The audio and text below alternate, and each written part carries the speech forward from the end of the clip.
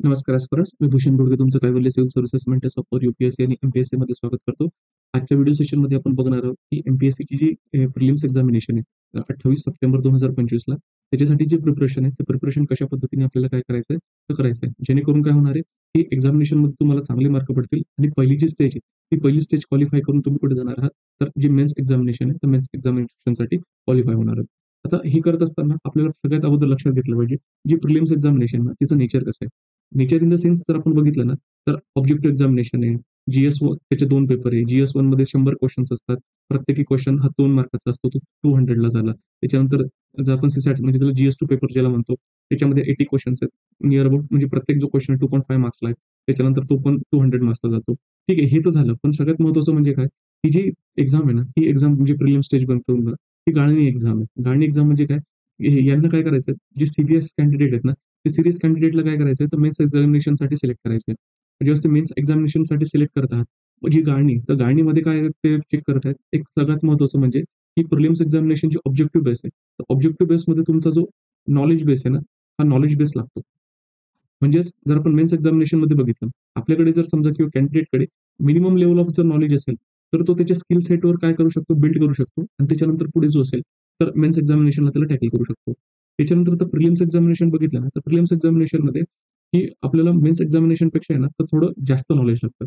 का लागतं? कारण 100 क्वेशन्स आहेत आणि प्रत्येक क्वेशन जो आपण बघितलं तर वेगवेगळ्या फील्डमध्ये म्हणजे फील्ड इन द सेन्स वेगवेगळे टॉपिकवरून ते क्वेश्चन्स विचारलेले आहेत आणि प्रत्येक क्वेश्चन्समध्ये जर बघितलं तर त्याच्यानंतर काही स्टेटमेंट दिलेले असतात काही क्वेश्चन्समध्ये. तर ते अजून त्या संदर्भातलं त्याचा जो काही टॉपिक असेल समजा, तर त्याच्यामध्ये अजून ते डीपमध्ये जाणार असतात. पण प्रत्येका संदर्भातली जी इन्फॉर्मेशन आहे, ती इन्फॉर्मेशन किंवा बेसिक मिनिमम जे नॉलेज आहे, ते नॉलेज आपल्याला काय तर लागतं. आणि याच्यानंतर जर आपण मेन्समध्ये बघितलं, तर मेन्समध्ये समजा 10 मार्काचं क्वेश्चन किंवा 15 मार्काचं क्वेश्चन. याच्यामध्ये समजा तुम्हाला 10 किंवा 15 मार्काच्या क्वेश्चनसाठी 2-3 लाईन जरी माहिती आहे, तरी तुम्ही त्याला बिल्ड करू शकता. 150 मार्कासाठी लिहू शकता, 10 मार्कासाठी असेल आणि 15 मार्कासाठी लिहू शकता, जर 250 वर्ड्समध्ये लिहायचं असेल तर. ठीक आहे, हे करू शकतात. पण याच्यामध्ये जर आपण बघितलं, तर इथे तसं नाही. तुम्हाला 100 बीट्स आहेत आणि त्या 100 बीट्ससाठी प्रत्येकासाठी काय जे नॉलेज आहे, ते नॉलेज त्या ठिकाणी लागतं. आता जर तुम्ही यूपीएससीचा पण पेपर बघितला, आता मागच्या 2-1 वर्षामध्ये, तर अगोदर फार ते एलिमिनेशन टेक्निक वगैरे त्या सगळ्या गोष्टी चालत होत्या. एलिमिनेशन टेक्निकमध्ये काय, की कॅन्डिडेट बऱ्यापैकी काय करायचे, त्यांचं प्रिपरेशन करायचं आणि लक्षात घ्यायचं, की काही वेळेस काय होतं, की जे काही ब्रॉड ऑप्शन्स दिलेले असतात, त्याच्यामधून काही क्वेश्चन आपण म्हणजे जे ऑप्शन ते इलिमिनेट करू शकतो. तर आता इलिमिनेशन वर्क होत नाही का? होतं. पण त्याची जी काही लेव्हल आहे, म्हणजे पहिले जर समजा 10-20 क्वेशनमध्ये जर समजा इलिमिनेशन चालत होतं, तर आता त्याची जी टेक्निक म्हणजे त्याची जी काही इंटेन्सिटी किंवा त्याची जी फ्रिक्वेन्सी आहे, ती 5-10 वर येऊन ठेपलेली आहे. बरोबर. आणि त्याच्यानंतर जर आपण एमपीएससीमध्ये जरी बघितलं, तर एमपीएससीमध्ये आपल्याला लक्षात येतं, बऱ्यापैकी क्वेशन्स हे काय असतात, तर फॅक्च्युअल्स असतात आणि काही जे स्टेटमेंट असतील किंवा काही क्वेशन्स असतात, एक तर माहीत असतात किंवा माहीत नसतात. त्याच्यामुळे जर जे एलिमिनेशन टेक्निक किंवा त्याच्यानंतर जे काही ट्रिक्स वगैरे ह्या ज्या सगळ्या गोष्टी आहेत ना, या सगळ्या गोष्टी कशासाठी लागतात किंवा कशासाठी महत्त्वाच्या असतात. समजा आता 2024 मध्ये जो काही कट ऑफ लागला होता. हा कट ऑफ लागला होता समजा 117.5 आणि जमतं तुमच्या मागच्या एक्झाममध्ये वगैरे तर तुमचा काहीतरी असा हा 110 किंवा 112 किंवा आपण असं म्हणू शकतो 100 पासून ते 115 पर्यंत जर अगोदर मार्क फिरत होते, तर त्याच्यासाठी जे असतील, तर त्याच्यासाठी जी ट्रिक वगैरे ते ट्रिक म्हणा, त्याच्यानंतर आपण म्हणू शकतो एलिमिनेशन म्हणा. तर ह्या ज्या आहेत ना, तर ह्या टेक्निक्स ज्या आहेत, या टेक्निक्स त्या ठिकाणी काय होतात, तर कामात पडतात. पण तुमचा गॅप खूप मोठा आहे. म्हणजे जेवढे कट ऑफ लागलेले आहेत, म्हणजे ज्या वेळेस समजा तुम्ही प्रिपरेशन म्हणजे एक्झाम दिलेली असेल अगोदर. ठीक आहे, तर तुम्हाला तुमचा गॅप माहिती आहे. काही जर नवीन आहेत, तर त्यांच्याबद्दल तर ऑब्व्हियसली तर त्यांना पूर्णच प्रिपरेशन करायचं आहे. त्याच्यानंतर जर आपण बघितलं, तर मग याच्यामध्ये काय करायचं, ज्यांनी अगोदर प्रिपरेशन वगैरे केलेलं असेल किंवा एक्झाम अडला अटेम्प्ट केली असेल, तर तुमचा गॅप बघितला. तर गॅपमध्ये जर समजा हा मिनिमम गॅप असेल, म्हणजे 5-10 मार्काचा जर गॅप असेल, तर त्याच्यामध्ये आपण म्हणू शकतो तिथे जरी ट्रिक, एलिमिनेशन आणि काही गोष्टी ॲड करून त्या होऊ शकतात. पण जे कॅन्डिडेट नवीन आहे किंवा त्यांनी अगोदर प्रिपरेशन म्हणजे त्यांनी अटेम्प्ट दिलेला आहे आणि अटेम्प्ट दिल्यानंतर त्यांचा जो काही गॅप होता, ज्या वर्षी त्यांनी एक्झाम दिली आणि त्या वर्षीचा जर कट ऑफ बघितला, तर 21 मार्क किंवा 15 मार्क असा जर काही गॅप निघत असेल ना, तर सगळ्यात महत्त्वाचं काय आपला जो नॉलेज बेस आहे ना, तो नॉलेज बेस त्या ठिकाणी पक्का करायचा आहे. म्हणजे नॉलेज बेस जो आहे, तो पक्का जर केला आणि त्याच्यानंतर मग जे पुढच्या गोष्टी आहेत, तर ट्रिक आणि एलिमिनेशनमध्ये येत आहेत. तर सुरुवातीला आपल्याला काय फोकस करायचा आहे, तर व्हेटरन असा, त्याच्यानंतर तुमचं जर अगोदरपर्यंत प्रिलिम्स निघाली असेल, तर तुम्हाला माहिती आहे की कशा पद्धतीने प्रिलिम्स काढतात. बऱ्यापैकी काय की काही जण थोडे छोट्या-छोट्या मार्काने काय करत असतील तर म्हणजे चुकत असतील त्यांच्या डेडलाईनपासून आणि काही कॅन्डिडेट जे आता जे नवीन प्रिपेअर करतायत आणि काही अशी आहेत, की ज्यांनी जे यूपीएससीचं पण प्रिपरेशन करतात आणि त्यांना राज्यसेवा पण द्यायची आहे. पण यूपीएससी आणि राज्यसेवेमधले जे काही पेपर्स आहेत किंवा त्यांचे प्रिलिम्स आपण बघू शकतो. तर जे प्रश्न विचारले जातात, त्याचं काय असतं तर त्याची म्हणजे आपण म्हणू शकतो स्टाईल फार डिफरंट आहे. तर जे UPSC साठी प्रिपरेशन केलेले सोर्सेस कामात येतील, पण जो अप्रोच आहे तो अप्रोच कामात येणार नाही. ठीक आहे. सिमिलरली राज्यसेवेसाठी काय आहे, तर त्यांचा एक पर्टिक्युलर जो काही अप्रोच आहे, तो अप्रोच त्या ठिकाणी काय तर लागतो. मग आता सगळ्यात अगोदर आपल्याला काय लक्षात घ्यायचं आहे मित्रांनो, की तुम्ही अगोदर काही प्रिपरेशन केलेलं असेल, म्हणजे असं मी धरून चालतो, की एक-एकदा तरी तुमचं काहीतरी रिव्हिजन झालं, म्हणजे रीड करून झालं. तुमची स्टँडर्ड पुस्तकं आणि त्याच्यानंतर जे काही आपण NCERT म्हणू शकतो, की स्टेट बोर्डाची पुस्तकं असतील, तेवढे रीड झालेले आहेत. तेवढं जर झालेलं असेल, तर मग त्याच्यानंतर आता पुढे कसं बिल्ड करायचं? तर त्याच्यावर आपल्याला काय करायचं तर बघायचं. आता जर समजा आपण जून मंथ आता चालू आहे, त्याच्यानंतर समजा जूनचे समजा 20 एक दिवस तुमचे बाकी आहेत. त्याच्यानंतर जुलै, ऑगस्ट आणि सप्टेंबर हे जे निअर अबाउट हे 4 मंथ्स आहेत. हे 4 मंथ्स हातात आहेत. तर आता याला कशा पद्धतीने डील करायचंय? तुमचा जो नॉलेज बेस आहे, तो नॉलेज बेस कशा पद्धतीने काय करायचं तर वाढवायचा आहे. तो आपल्याला काय करायचंय तर लक्षात घ्यायचं आता टिपिकल आहे ना, आपण जी मेथड आहे ना, तर मेथड किंवा प्रोसेस ती प्रोसेस फॉलो करू. तर मेथड किंवा प्रोसेस जर फॉलो केली ना, तर ऑब्व्हियसली तुम्ही जर रिगरस प्रोसेस जर म्हणजे त्या पाथने जर गेलात, तर तुम्हाला जे डिझायर डायरेक्शन किंवा डिझायर जो रिझल्ट आहे ना, तो डिझायर रिझल्ट त्याच्यामध्ये मिळतो. आता याच्यामध्ये आपण म्हणू शकतो, की ज्यावेळेस आपण सुरुवात करतो, सुरुवात करत असताना कुणीही सांगितलं, की कुठे तुम्ही अंडरस्टँडिंग किंवा विचारण्यासाठी गेलेत असाल किंवा गाईडन्ससाठी गेले असाल, तर तुम्ही YouTubeमध्ये बघत असाल, कोणी टॉपर्स असेल, ज्यांनी अगोदर एक्झामिनेशन क्वालिफाय केलेली असेल, ते प्रत्येक वेळेस सांगतात, की स्टार्ट विथ द सिलेबस. जे काही कमिशनने जो सिलेबस दिलेला आहे ना, त्याला थरोली काय करायचं तर बघायचं. म्हणजे असं आपण आता राज्यसेवेचा सिलेबस बघतोय. तर राज्यसेवेच्या सिलेबसमध्ये 7 जे पॉइंटर्स आहेत, 60 पॉइंटर्स दिलेले आहेत. मग पहिला जो आहे त्याच्यामध्ये करंट अफेअर्स, त्याच्यानंतर त्याच्यामध्ये दुसरा जो दिलेला आहे. मग आता हे जे करंट अफेअर्स आहे, हे पण काय राज्य, राष्ट्रीय आणि आंतरराष्ट्रीय महत्त्वाच्या चालू घडामोडी. याच्यामध्ये जो UPSC आणि MPSC काय फरक केलेला फक्त त्यांनी, की राज्याच्या लेव्हलला म्हणजे स्टेट लेव्हलचे जे काही करंट अफेअर्स असतील, ते त्याच्यामध्ये ॲड केले जातील. बाकीचे हे 2 वर्ड्स आहेत, हे सेम आहे. त्याच्यानंतर जर आपण बघितलं सेकंड नंबरचा पॉइंट भारताचा इतिहास, भारतीय राष्ट्रीय चळवळ आणि महाराष्ट्राच्या भारांशासह. म्हणजे हा भारताचा इतिहास जर बघितला, तर याच्यामध्ये आपण म्हणू शकतो प्राचीन भारत, मध्ययुगीन भारत, त्याच्यानंतर जर हा इथे म्हणजे मॉडर्न इंडियात आलाच त्याच्यामध्ये आधुनिक भारत आणि खास करून त्यांनी भारतीय राष्ट्रीय चळवळ म्हणजे भारतीय राष्ट्रीय चळवळ कधी चालू होते तर 1850 नंतर 1947 पर्यंतचा काळ. याच्यावर त्यांनी फोकस आणि त्याच्यानंतर जे महाराष्ट्र आहे, तर महाराष्ट्र स्पेसिफिक जो आहे, तर ते क्वेशन्स विचारतील असं त्यांनी मेन्शन केलेलं आहे. त्याच्यानंतर जर आपण बघितलं थर्ड पॉइंट आहे, महाराष्ट्र, भारत, जगाचा भूगोल. याच्यामध्ये भारताचा, जगाचा सामाजिक आर्थिक भूगोल हे डायमेन्शन्स दिलेले आहेत. त्याच्यानंतर आपण बघितलं भारत, महाराष्ट्र, राज्यशास्त्र, प्रशासक थोडक्यात ज्याला आपण पॉलिटी म्हणतो. ते सगळे डायमेन्शन्स याच्यामध्ये दिलेले आहेत. मग संविधान असेल, राजकीय प्रणाली, पंचायती राज, नगर प्रशासन, सार्वजनिक धोरण, हक्क विषयक प्रश्न इत्यादी. त्याच्यानंतर 5वा जो आहे आर्थिक सामाजिक विकास, शाश्वत विकास, दारिद्र्य, समावेशन, लोकशाही, सामाजिक क्षेत्रातील उपक्रम इत्यादी. इत्यादी म्हटलं म्हणजे ते काही विचारू शकतात. त्याच्यानंतर 6व्या नंबरचा जो आहे तो समजा पर्यावरण परिस्थितिकी, जैवविविधता, हवामान बदल यावरील सर्वसाधारण प्रश्न याला विशेष आपण म्हणू शकतो विषयज्ञाची गरज नाही. पण तरी अभ्यास करावाच लागतो. आणि सगळ्यात नंतर म्हणजे सामान्य विज्ञान.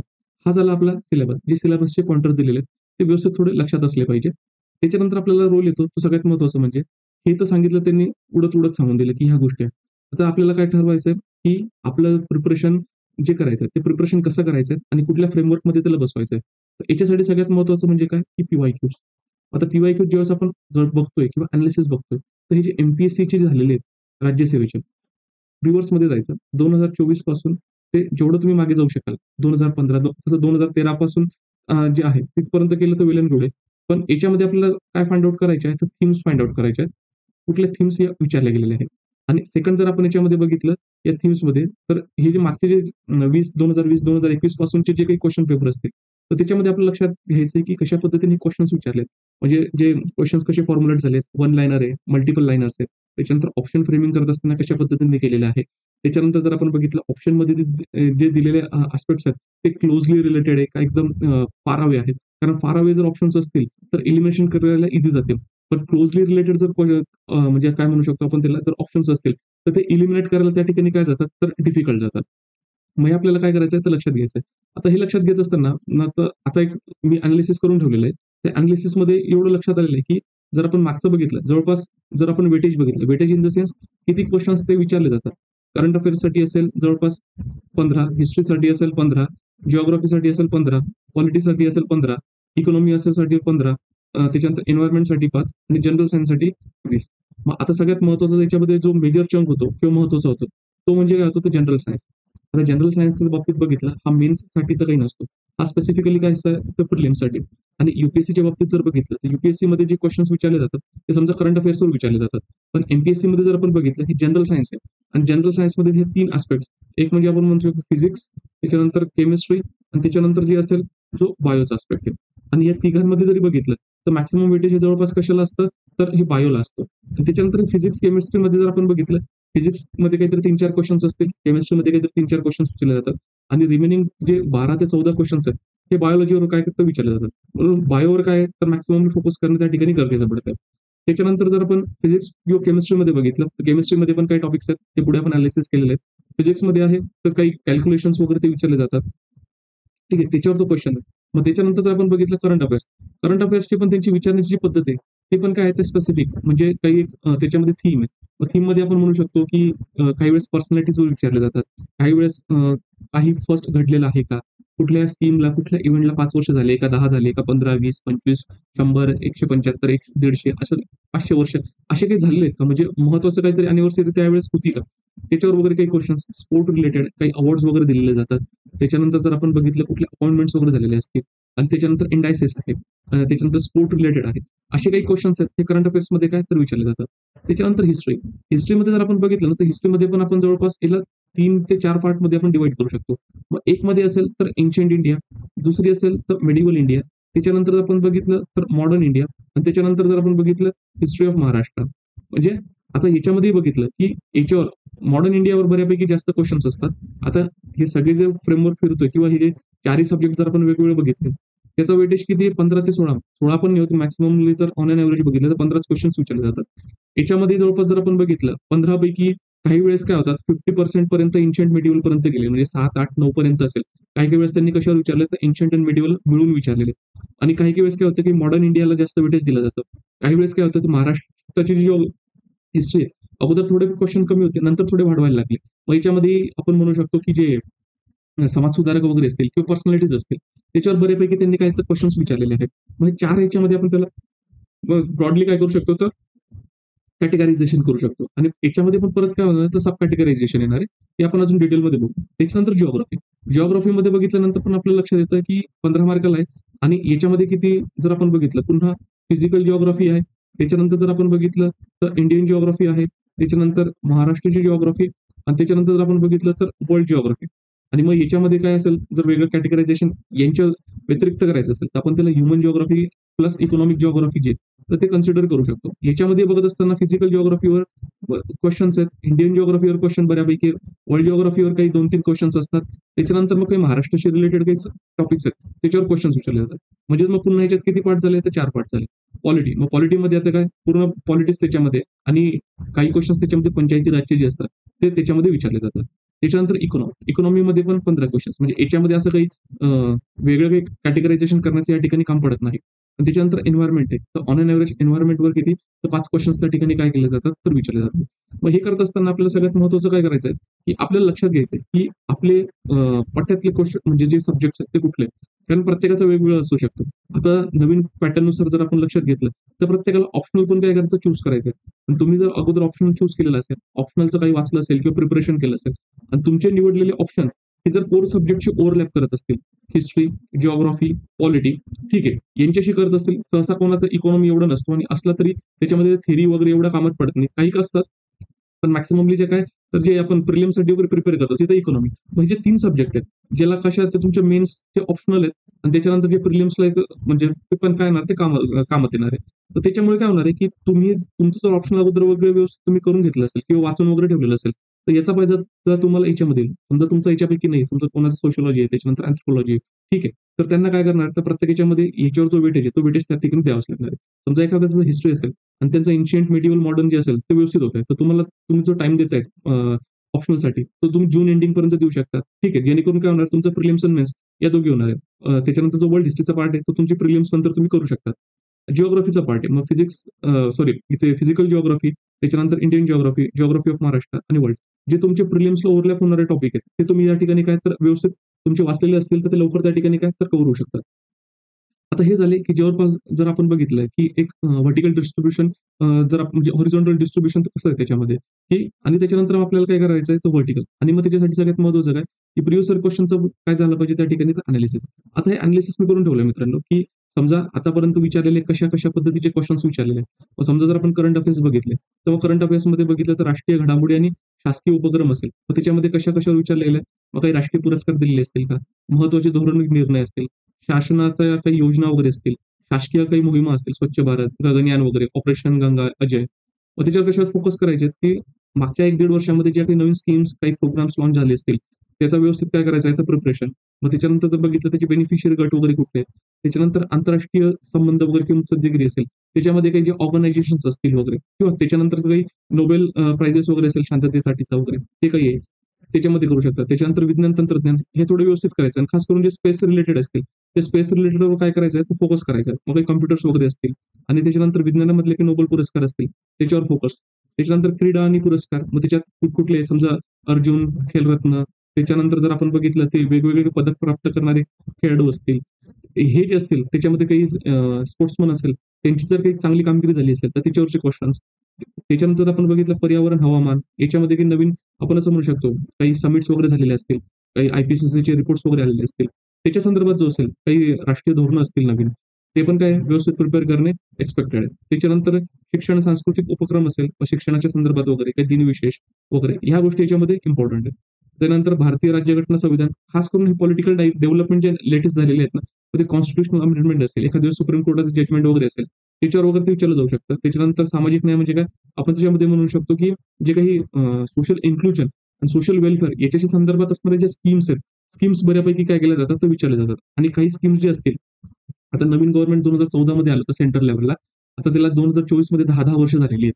आणि बऱ्याचशा ज्या काही स्कीम आहेत, तर बेटी बचाओ, बेटी पढाओ वगैरे सारखे असतील, त्यांना 10-10, 10-10 वर्ष होतात. तर त्यांचा काही परफॉर्मन्स असेल, ठीक आहे, तर ते व्यवस्थित करून ठेवणे फार गरजेचं आहे. त्याच्यानंतर जर आपण बघितलं काही संरक्षण रिलेटेड आस्पेक्ट बघितलं, म्हणजे जे काही आपण म्हणू शकतो एक्सरसाइजेस वगैरे होतात दुसऱ्या कंट्री सोबत वगैरे, त्यांचे नाव वगैरे काय, तर ते आस्पेक्ट अर्थव्यवस्था, अर्थसंकल्पन, काही महत्वाचे डायमेन्शन जे आतापर्यंत क्वेश्चन्स विचारले आहेत ना, त्याला धरूनच फक्त याच्यामध्ये काय केलेत, तर डायमेन्शन्सही दिलेले आहेत. त्याच्यानंतर पर्सन इन न्यूज, चर्चेत असलेल्या व्यक्ती वगैरे असतील, मग त्याच्यानंतर काही उल्लेखनीय व्यक्तींचं निधन झाले, महत्वाच्या नेमणुका झाल्या, शास्त्रज्ञ असतील, विचारवंत असतील, त्यांचं काही योगदान वगैरे असेल लेटेस्टमध्ये वगैरे, त्याच्यावर काय करायचं ते फोकस. मग सगळ्यात महत्वाचं अहवाल, निर्देशांक, जागतिक क्रमवारी वगैरे जी असेल, ती त्याच्यामध्ये काय करायची तर लक्षात ठेवायची. साहित्य, कलाकृती किंवा संस्कृतीमध्ये असेल, कुठलं नवीन पुस्तक आलंय, त्याचा कोण ऑथर आहे का? कुठल्या जर बुक्ससाठी जर आपल्याला म्हणू शकतो, की हे भेटलेलं आहे, समजा नोबेल प्राइज वगैरे भेटलेलं असेल, ते कुठलं आहे का? त्याच्यामध्ये ते काय करायचं आहे, लक्ष द्यायचं आहे. भूगोल, पर्यावरणीय घटनाक्रम वगैरे असेल, काही-काही जर महत्त्वाचे जे इव्हेंट झाले असतात, वन लाइनर असेल किंवा पहिल्यांदा किंवा मोठ्या लेव्हलवर खूप मोठा त्याचा इम्पॅक्ट पडलेला आहे. त्याच्यानंतर भूकंप वगैरे कुठे झाला असेल, चक्रीवादळ झालं असेल, जे न्यूजमध्ये गोष्टी असतील, त्याच्यावर विचारले जाऊ शकतात. आणि त्याच्यानंतर सगळ्यात महत्त्वाचं जे सांगितलं 5वं, 10वं, 15वं, 20वं, 50वं, 75वं, 150 असे जे मल्टिप्लन्स म्हणजे 5च्या मल्टिप्लन्समध्ये इयर्स जर कंप्लीट झालेले असतील कुठल्या इव्हेंटला आणि केव्हा कुठला एखादा इव्हेंट हा पहिल्यांदा घडला असेल, तर त्याच्यावर काय करायचं आहे, तर फोकस करायचा आहे. त्याच्यामुळे हे डायमेन्शन्स इम्पॉर्टंट आहेत. आता तुम्ही म्हणाल, की याच्यात सगळंच सांगितलेलं आहे, जे पूर्ण याच्यामध्ये राहतं, काय म्हणू शकतो आपण त्याला, तुमच्या करंट अफेअर्सच्या मॅगझिनमध्ये राहतात. तर लक्षात घ्या मित्रांनो, हे जे अनालिसिस दिलेले आहेत ना, हे कुठल्या बेसिसवर, जे आता 2024 पासून ते प्रिव्हियस आपण 2013 पर्यंत गेले, तर कशा-कशावर त्यांनी कशा-कशा पद्धतीने काय केलेलं तर फोकस केलेले आहे. मग एवढे जे थीम्स आहेत, त्याच्यामध्ये तुम्हाला काय करायचं आहे, व्यवस्थित खास करून हे चर्चेत असलेले व्यक्ती त्याच्यावर चांगलाच फोकस करायचा आहे. त्याच्यानंतर जर आपण बघितलं, की अहवाल, निर्देशांक, जागतिक क्रमवारी याच्यावर पण खूप इम्पोर्टंट म्हणजे जास्त फोकस करायचा आहे. साहित्य, कला, संस्कृती याच्यावर खूप जास्त फोकस करायचा आहे. त्याच्यानंतर जर आपण बघितलं, की म्हणजे पहिलं, दुसरं, 5वं जसं मी तुम्हाला सांगितलं त्याच्यामध्ये. आणि जस्ट अ मिनिट, संरक्षण, अंतर्गत सुरक्षा, हां, सामाजिक न्याय व विकास याच्यावर खूप जास्त फोकस करायचा आहे. त्याच्यानंतर जर आपण बघितलं, की शिक्षण, सांस्कृतिक उपक्रम वगैरे याच्यावर जास्त फोकस करा. पर्यावरण, हवामान बदल, क्रीडा आणि पुरस्कार हे जे डायमेन्शन्स आहेत याच्यावर काय करायचंय, जास्त फोकस करायचा. विज्ञान तंत्रज्ञान पण इम्पॉर्टंट आहे. त्याच्यामध्ये खास करून ज्या स्पेस रिलेटेड डायमेन्शन्स असतील, स्पेसमध्ये ज्या काही गोष्टी झाल्या आणि आता ऑपरेशन सिंदूर वगैरे झाले, तर त्याच्यामध्ये जे वेगवेगळे डिफेन्स टेक्नॉलॉजी यूज केलेल्या होत्या, तर त्याच्या संदर्भात काय त्या लक्षात ठेवायच्या. आणि आंतरराष्ट्रीय संबंधी मुद्दे हे थोडं तुम्ही मग बाकीच्या गोष्टी आहेत ना, याला थोडं डीपमध्ये जरी नाही घेतलं, वरच्या जरी रीड केलं तरी चालतंय. पण हे 3 टिक्स जे करून दिलेले आहेत ना, याला काय करायचंय, थोडं बाकीच्यांपेक्षा थोडं डिटेलमध्ये काय करायचंय तुम्ही प्रिपेअर करणं एक्सपेक्टेड आहे. आणि ठीक आहे, आता हे झालं करंट रिलेटेड डायमेन्शन. त्याच्यानंतर मग दुसरा पॉइंट जो येतो सिलेबसचा, तो येतो त्याच्यामध्ये भारताचा इतिहास, भारतीय राष्ट्रीय चळवळ आणि महाराष्ट्राच्या भारांशाचा. आता याच्यामध्ये जर आपण लक्षात घेतलं तर फार आता एन्शियंट इंडियापासून आपण सुरुवात करू. आता एन्शियंट इंडियामध्ये जर असेल क्वेश्चन्स कशा पद्धतीने विचारले गेले. आता त्याचं क्लासिफिकेशन बघितलं एक म्हणजे प्री हिस्ट्री, प्रागैतिहासिक कालखंड. याच्यावर मागच्या 2000 म्हणजे 13 पासून ते 2024 पर्यंत वगैरे जास्त काही क्वेश्चन्स विचारले गेले. 2-3 थीम्स आहेत त्याच्यावर क्वेश्चन विचारलेत. एक मध्ये जर आपण बघितलं लोहयुग म्हणजे त्याला आयन युग एज म्हटलं जातं. त्याच्यानंतर महाराष्ट्रामधले जे चाल्कोलिथिक म्हणजे ताम्रपाषाणयुगीन संस्कृती त्याच्यावर विचारलेले आहेत आणि त्याच्यानंतर जे आपण बघितलं मेझोलिथिक जे एज आहे तर मेझोलिथिक एजवर त्यांनी विचारलं. म्हणजे लोहयुग एकदा विचारून झालंय, चाल्कोलिथिक झालेलं आहे, मेझोलिथिक झाले. महाराष्ट्रामध्ये मेझोलिथिक म्हणजे निओलिथिक म्हणजे ज्याला आपण म्हणतो नवत पाषाण युगाचे एवढे एव्हिडन्सेस नाही सापडत. ठीक आहे, त्याच्यामुळे कदाचित तो अजूनपर्यंत क्वेश्चन विचारलेला नसेल, तो विचारला देखील जाऊ शकतो. पॅलिओलिथिक आणि निओलिथिक हे 2 फेज अजून काय तर थोडे बाकी. याला देत असताना थोडं कमी वेटेज द्या, पण हे करू नका, निग्लेक्ट करू नका. आतापर्यंत येऊन गेलेले क्वेश्चन्स आहेत त्याच्यावरचे क्वेश्चन्स तुमच्या नंतर चुकले नाही पाहिजे, एवढं लक्षात घेतलं पाहिजे. आणि प्रत्येक वेळेस ज्यावेळेस तुम्ही म्हणजे previous year question paper analysis करताय तर क्वेश्चन पेपर अनालिसिस करत असताना क्वेश्चन वाचा, क्वेश्चनची जी थीम आहे ती काय आहे आणि त्याचे ऑप्शन काय हे पण आपल्याला काय असलं पाहिजे तर लक्षात असलं पाहिजे. आता त्याला कशा पद्धतीने लक्षात ठेवायचं हे थोडं थीम बघितल्यानंतर आपण पुढे बघूया. त्याच्यानंतर बघू इंडस व्हॅली सिव्हिलायझेशन म्हणजे सिंधू सभ्यता. याच्यामध्ये हे इम्पॉर्टंट आहे. सिंधू सभ्यतामध्ये वगैरे कशापासून काय गोष्टी म्हणजे याच्यामध्ये जो आर्ट रिलेटेड ऍस्पेक्ट आहे आणि आतापर्यंत त्यांनी विचारलं की कोणी कुठे एक्सकवेशन केलेलं आहे, म्हणजे कुठले जे स्कॉलर्स आहेत किंवा आर्किओलॉजिस्ट आहेत त्यांचं कुठे काय कंट्रीब्युशन आहे या पद्धतीने त्यांनी काय तर विचारलेलं आहे. तर त्याच्यामुळे हे लक्षात असू द्या. त्याच्यानंतर सिनवलीचं जे आता नवीन एक्सकवेशन झालेलं आहे तर ते पण थोडं लक्षात असू द्या. ते मे बी चाल्कोलिथिक रिलेटेड पार्टमध्ये किंवा आयबीसी आयबीसी तसं लॅटर हरपा फेजमध्येच त्या गोष्टी येतात. तर त्याच्यावरचे जे क्वेश्चन्स वगैरे आहेत तर मे बी तो करंट रिलेटेड ऍस्पेक्ट आहे आणि तो हिस्ट्रीशी पण लिंक केला जाऊ शकतो. म्हणून हे लक्षात घेणे गरजेचं आहे. हा पॉईंट इम्पॉर्टंट आहे. त्याच्यानंतर आपण बघितलं वैदिक काळ. वैदिक काळावर बऱ्यापैकी त्यांनी 3-4-5 वेळेस आहे ना तर क्वेश्चन्स विचारले. विचारत असताना मग एक म्हणजे वैदिक काळातील ज्या काही नदी असतील आणि त्यांच्या आता समकालीन नावं काय आहेत. त्याच्यानंतर जर बघितलं दशराज्ञ युद्ध त्याच्यावर क्वेश्चन्स विचारले गेले. सामाजिक पदे वगैरे म्हणजे त्यावेळेस आपण असं म्हणू शकतो की समाज व्यवस्था राजकीय व्यवस्था ही कशा पद्धतीची आहे. आणि जर आपण बघितलं की त्यावेळेसचा जो ट्रेड आहे म्हणजे त्यावेळेसचा जो व्यापार चालायचा तर त्याच्यामध्ये व्यापाराचं जे काही माध्यम आहे ते काय होतं म्हणजे करन्सी होती का कुठल्या पद्धतीची किंवा त्यांचे नावं काय होते. त्याच्यामुळे हा इम्पॉर्टंट आहे. वैदिक काळ जो आहे हा वैदिक काळ त्या ठिकाणी व्यवस्थित पद्धतीत करायचा आहे. त्याच्यानंतर महाजनपद बौद्ध जैन आणि परंपरा. आता तसं जर आपण युपीएससीच्या बाबतीत बघितलं जैनिझम आणि बुद्धिझमवर बऱ्यापैकी क्वेश्चन्स असतात. तसं इथे जर बघितलं तर काही अंशच आपल्याला क्वेश्चन दिसतात, फार काही क्वेश्चन दिसत नाही. पण महाजनपद पिरियड हा जर बघितला तर याच्यावर क्वेश्चन विचारले जातात. आणि विचारत असताना खास करून त्यांनी पॉलिटिकल हिस्ट्री जी आहे त्याच्यावर विचारली. मग पॉलिटिकल हिस्ट्रीमध्ये काय गोष्टी येतात मित्रांनो, राजा कुठला आहे, राजाचं काम काय किंवा राजाची जी असतो तो जो पर्सन आहे त्याचे जे पर्सन रिलेटेड जी इन्फॉर्मेशन आहे त्याच्यावर बऱ्यापैकी काय तर क्वेश्चन्स विचारले. आणि खास करून जे सोर्सेस म्हणजे लक्षात घ्या हिस्ट्रीमध्ये जर तुम्ही एन्शियंट मेडिवल मध्ये जर बघितलं ना खास करून त्यांनी फोकस कशावर केलेलं की आपल्याला जी हिस्ट्री संदर्भात माहिती मिळते ती कुठल्या सोर्सेस मधून मिळते त्याच्यावर त्यांनी बऱ्यापैकी काय केलं तर फोकस केलं. मग फोकस करत असताना त्याच्यावर काय करायचं आपल्याला लक्ष द्यायचं म्हणजे प्रिपरेशन करत असताना त्याच्यावर फोकस करायचा आहे. त्याच्यानंतर मग याच्यामध्ये महाजन पदामध्ये मग त्यांच्या जे 16 महाजन पद आहेत मग ते कशामध्ये अंगुत्तर निकायामध्ये पण होतं. त्याच्यानंतर ते हे पण विचारू शकतात की अष्टाध्यायीचं जे म्हणजे जे अष्टाध्यायी तर त्याच्यामध्ये पण त्याची काही इन्फॉर्मेशन मिळते. मग ते कुठले होते. मग तसे जे आस्पेक्ट आहेत ते विचारले जाऊ शकतात.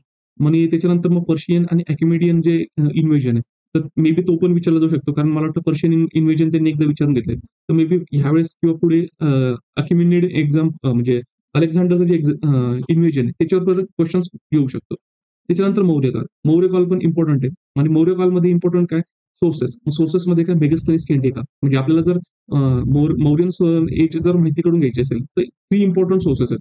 मग 3 इम्पॉर्टंट सोर्सेसमध्ये कुठले एक म्हणजे मेगास्थनीजचे इंडिका आहे. त्याच्यानंतर अर्थशास्त्र आहे आणि अशोकाचे जे काही इन्स्क्रिप्शन्स आहेत शिलालेख आहेत ते. आता याच्या व्यतिरिक्त पण अजून बरेच सोर्सेस आहेत. मग काही कॉइन्स आहेत. त्याच्यानंतर नॉर्दर्न ब्लॅक पॉलिश पॉटरी आहे.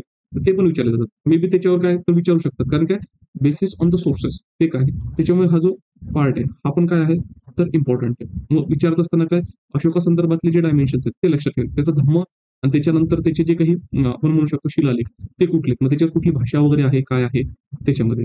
त्याच्यानंतर उत्तर मौर्यन काल. उत्तर मौर्य कालवर पण काय बऱ्यापैकी क्वेश्चन्स विचारले गेलेले आहेत. त्याच्यामुळे हा पण इम्पॉर्टंट ठरतो. मग गांधार शैली ठीक आहे. त्याच्यानंतर मग गांधार शैलीवर विचारलेलं आहे. मथुरा विचारलं जाऊ शकतं, अमरावती विचारलं जाऊ शकतं, स्तूपा विचारला जाऊ शकतो. त्याच्यानंतर व्यापार विचारला जाऊ शकतो. मग व्यापारामध्ये सिल्क रूट त्याच्यानंतर जर आपण बघितलं तर इंडो रोमन ट्रेड हे इम्पॉर्टंट आहे. याच्या संदर्भातले बरेचसे सोर्सेस आहेत ते मिळालेले आहेत. त्याच्यानंतर आता ज्या आपण महाराष्ट्र स्पेसिफिक जर बघितलं तर पोस्ट मॉडर्न पिरियडमध्ये जर आपण बघितलं सातवाहन होते. म्हणून सातवाहनाचे संस्थापक म्हणजे पुन्हा पर्सनॅलिटी बेस्ड क्वेश्चन आहे. त्यांनी विचारत असताना खास करून आर्ट अँड कल्चरवर एवढा फोकस नाहीये. दुसरी गोष्ट बघितलं तर काही काही क्वेश्चन्स आता हे इकॉनॉमिकल हिस्ट्री जी असेल तर त्याच्यावर विचारले जातात किंवा काही सोशल हिस्ट्री. पण याच्यामध्ये जर पूर्ण आपण बघितलं, कंपॅरिझन केलं तर मॅक्सिमम फोकस त्यांचा आहे ना, तर पर्सनॅलिटीजवर किंवा पॉलिटिकल हिस्ट्री तर त्याच्यावर आहे. नंतर संगम साहित्य, सोर्सेस आहेत, ग्रीक नाणे, सोर्सेस आहेत. म्हणजे सोर्सेसच्या बेसिसवर त्यांनी काय विचारलेले तर क्वेश्चन्स विचारलेले आहेत. त्याच्यानंतर गुप्तकाळ पण या ठिकाणी इम्पॉर्टंट. आणि खास करून इथे मंदिर स्थापत्य कला वगैरे मी विचारलं होतं की गुप्त काळामध्ये आणि खास करून पोस्ट गुप्त पिरियडमध्ये जे मंदिर वगैरे बांधले गेले ते कुठल्या मंदिर कुठल्या ठिकाणी आहे ते विचारले. त्याच्यामुळे हा पार्ट इम्पॉर्टंट आहे. त्याच्यानंतर जर बघितलं तर तत्कालीन याच्यामध्ये जे काही संस्कृत काव्य वगैरे लिहिलं गेलं ते महत्वाचं आहे. त्याच्यामुळे तो आस्पेक्ट आणि याच्यावर जास्त फोकस केला. त्याच्यानंतर समुद्रगुप्तचा जो विजय आणि समुद्रगुप्तचा विजय पण आपल्याला अलाहाबाद प्रशस्तीमधून मिळते. It is also source. मग त्याच्यामध्ये काय गोष्टी दिलेली आहेत तो पण इम्पॉर्टंट आहे. त्याच्यानंतर जर आपण बघितलं की वेगवेगळे जे काही साहित्य संस्कृतवर वगैरे ते कुठले होते ते दिलेले आहे. मग याच्यामध्ये मंदिर स्थापत्यशास्त्राचे स्थान, नाटककार, राजकवी, दार्शनिक, विजयकोश आणि जे काही प्रशस्ती वगैरे लिहिलेले त्याच्या संदर्भात पण. उत्तर गुप्त कालखंड किंवा हर्षवर्धनचे असेल याच्यावर दोन क्वेश्चन्स रिपीट झाले. मागच्या जवळ मला वाटतं 2014 मध्येच विचारलं होतं की हर्षवर्धन कुठले ग्रंथ लिहिले, प्रियदर्शिका, रत्नावली, नागानंद. आणि 2024 मध्ये पण ते विचारलेलं आहे. म्हणजे नियर अबाउट 10 वर्षानंतर त्यांनी ती थीम आहे ती पुन्हा रिपीट केली. त्याच्यानंतर सगळ्यात महत्वाचं म्हणजे काय, हर्षवर्धनाचे समकालीन राज्य कुठले होते, म्हणजे त्याची जी फॉरेन रिलेशनशिप आहे वगैरे हे कोणासोबत होतं ते. आणि अजून महत्वाचं काय लक्षात ठेवायचं, जर याच्यावर तो फोकस करतायत ना तर मग हर्षाच्या समकालीन कोण होते. एक म्हणजे बाणभट्टा आणि त्याच्यानंतर जो काही ह्युएन आलेला होता तो. आणि याच्यामध्ये एन्शियंट इंडियामध्ये जे ट्रॅव्हलर येऊन गेले, मग ट्रॅव्हलर्स मध्ये जर आपण बघितले की फॉरेनर्स होते. एक होता मौर्यन पिरियड मधला तो म्हणजे मेगस्थनीस. त्याच्यानंतर जर आपण पुढे बघितलं गुप्त काळामध्ये येऊन गेला तो फायन. आणि त्याच्यानंतर जर आपण बघितलं पोस्ट गुप्त पिरियड मध्ये जो होऊन गेलेला आहे तो म्हणजे जुआंगझा. आणि त्याच्यानंतर आयत्सिंग हे आलेले होते. तर यांच्या अकाउंटमध्ये काय गोष्टी मेन्शन केलेल्या आहेत ते पण काय तर माहित असलं पाहिजे. मे बी डायरेक्टली त्याच्यावर क्वेश्चन्स विचारला जाऊ शकतो.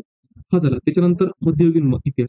आणि मध्ययुगीन इतिहासामधला पहिला जो टप्पा बघितला जातो म्हणजे किंवा आपण ट्रान्झिशन फेज म्हणतो, एन्शियंट पासून तर मिडिवल पर्यंत, त्याला म्हटलं गेलं प्रारंभिक मध्ययुगीन काळ किंवा अर्ली मिडिवल इंडिया. म्हणजे अर्ली मिडिवल इंडियामध्ये पण यांनी फोकस कशावर, from the perspective of Maharashtra. मग महाराष्ट्रामध्ये तत्कालीन काळात कोण होते, मग चालुक्यानंतर राष्ट्रकूट. त्याच्यानंतर आपण मिडिवल पिरियडमध्ये जर बघितलं तर कल्याणी जे चालुक्य असतील त्याच्या पण थोडा त्याच्यामध्ये काय कर्नाटकाच्या वरून ते रूल करत होते, काही पार्ट महाराष्ट्रामधलं. त्याच्यानंतर जर आपण बघितलं देवगिरी ते जे काही यादव होते ते यादव. आणि ते मग हे जे तर याच्यावर मे बी क्वेश्चन्स विचारला जाऊ शकतो. तो एक आस्पेक्ट. त्याच्यानंतर साऊथ इंडियामध्ये गेलं, मग साऊथ इंडियामध्ये सुरुवात करत असताना कुठून, एक म्हणजे पल्लवा, दुसरं म्हणजे चोल आणि तिसरं म्हणजे त्या ठिकाणी आपण बघू शकतो की हे जे होते विजयनगर एम्पायर. आणि विजयनगर एम्पायर मध्ये पण जे ट्रॅव्हलर्स येऊन गेलेले ते ट्रॅव्हलर्स आणि त्याच्यामध्ये हा जो कृष्णदेवराय, ते कृष्णदेवरायचं जे कंट्रीब्युशन आहे ते फार त्याच्यामध्ये काय तर इम्पॉर्टंट आहे. पुन्हा प्रारंभिक मध्ययुगीन काळामध्ये मग अल्बरुनी त्याचा इतिहास. याच्याबरोबर अजून एक लक्षात ठेवा, कल्लांची जी राजतरंगिणी आहे तर मे बी आता हे सोर्स बेसवर जर क्वेश्चन विचारतायत तर अल्बरुनीच्या प्रवास वर्णनावरूनच ते कल्लांची जी राजतरंगिणी ते विचारू शकतात. कारण त्यांनी मला वाटतं एकदा पृथ्वीराज रासोवर पण क्वेश्चन विचारून घेतलेला आहे. कल्लांची राजतरंगिणी असेल त्याच्यावर पण विचारलं जाऊ शकतो. त्यावेळेसचे भक्ती मुवमेंट जे स्टार्ट होते अर्ली मिडिवल इंडियामध्ये ती. आणि मग त्याच्यामध्ये जे आचार्यांचं कंट्रीब्युशन, मग त्याच्यामध्ये शंकराचार्यापासून ते आपण मिडिवल इंडियामध्ये माधवाचार्यांपर्यंत वगैरे जर गेलो. आता हे most of the philosophical dimension जे आहेत ते कशावर विचारले जातात, ते युपीएससी मध्ये वगैरे विचारले जातात. पण आता त्यांनी अद्वैत वेदांत वगैरे भक्ती चळवळ वगैरे असेल याच्यावर काही पॉईंट त्यांनी टाकलेला आहे त्याच्यामध्ये. तर मग तो थीम जर आपण किंवा थ्रेड पकडला आणि त्याला फर्दर एक्सप्लोर करण्याचा जर प्रयत्न केला तर त्याच्यावर आपण काय करू शकतो तर वेटेज देऊ शकतो. त्याच्यानंतर दिल्ली सल्तनत मध्ये यावेळेस तुम्ही फोकस करा तर पर्सनॅलिटीजवर करा. मग पर्सनॅलिटीज म्हणजे काय, दिल्ली सल्तनतची स्थापना झाल्यापासून ते जवळपास आपण बनवू शकतो की शेवटचे जे होते आता 5 डायनास्टीज त्या ठिकाणी रूल केलेले कशावर, दिल्ली सल्तनतवर. पहिले स्लेव डायनास्टी येते, त्याच्यानंतर आपण खलजी येते, त्याच्यानंतर तुगलक येते, त्याच्यानंतर जर आपण बघितलं तर सय्यद डायनास्टी येते आणि त्याच्यानंतर फिफ्थ किंवा लास्ट होती ती होती लोधी डायनास्टी. याच्यामध्ये जेवढे पर्सनॅलिटीज आहेत त्या पर्सनॅलिटीजचं व्यवस्थित प्रिपरेशन त्या ठिकाणी झालेलं असलं पाहिजे. म्हणजे त्यांच्या संदर्भातला जर क्वेश्चन वगैरे आला तर तो काय झाला पाहिजे तर डील करता आला पाहिजे. एक कारण आतापर्यंत त्यांनी इकॉनॉमिकल हिस्ट्री किंवा आपण असं म्हणू शकतो की म्हणजे जे काही सोशल हिस्ट्री त्याच्यावर पाहिजे तेवढे अजून त्याचे क्वेश्चन्स नाही विचारले. पण हे जे पर्सनॅलिटी बेस्ड क्वेश्चन्स आहेत हे त्याच्यावर त्या ठिकाणी काय विचारलेले आहेत.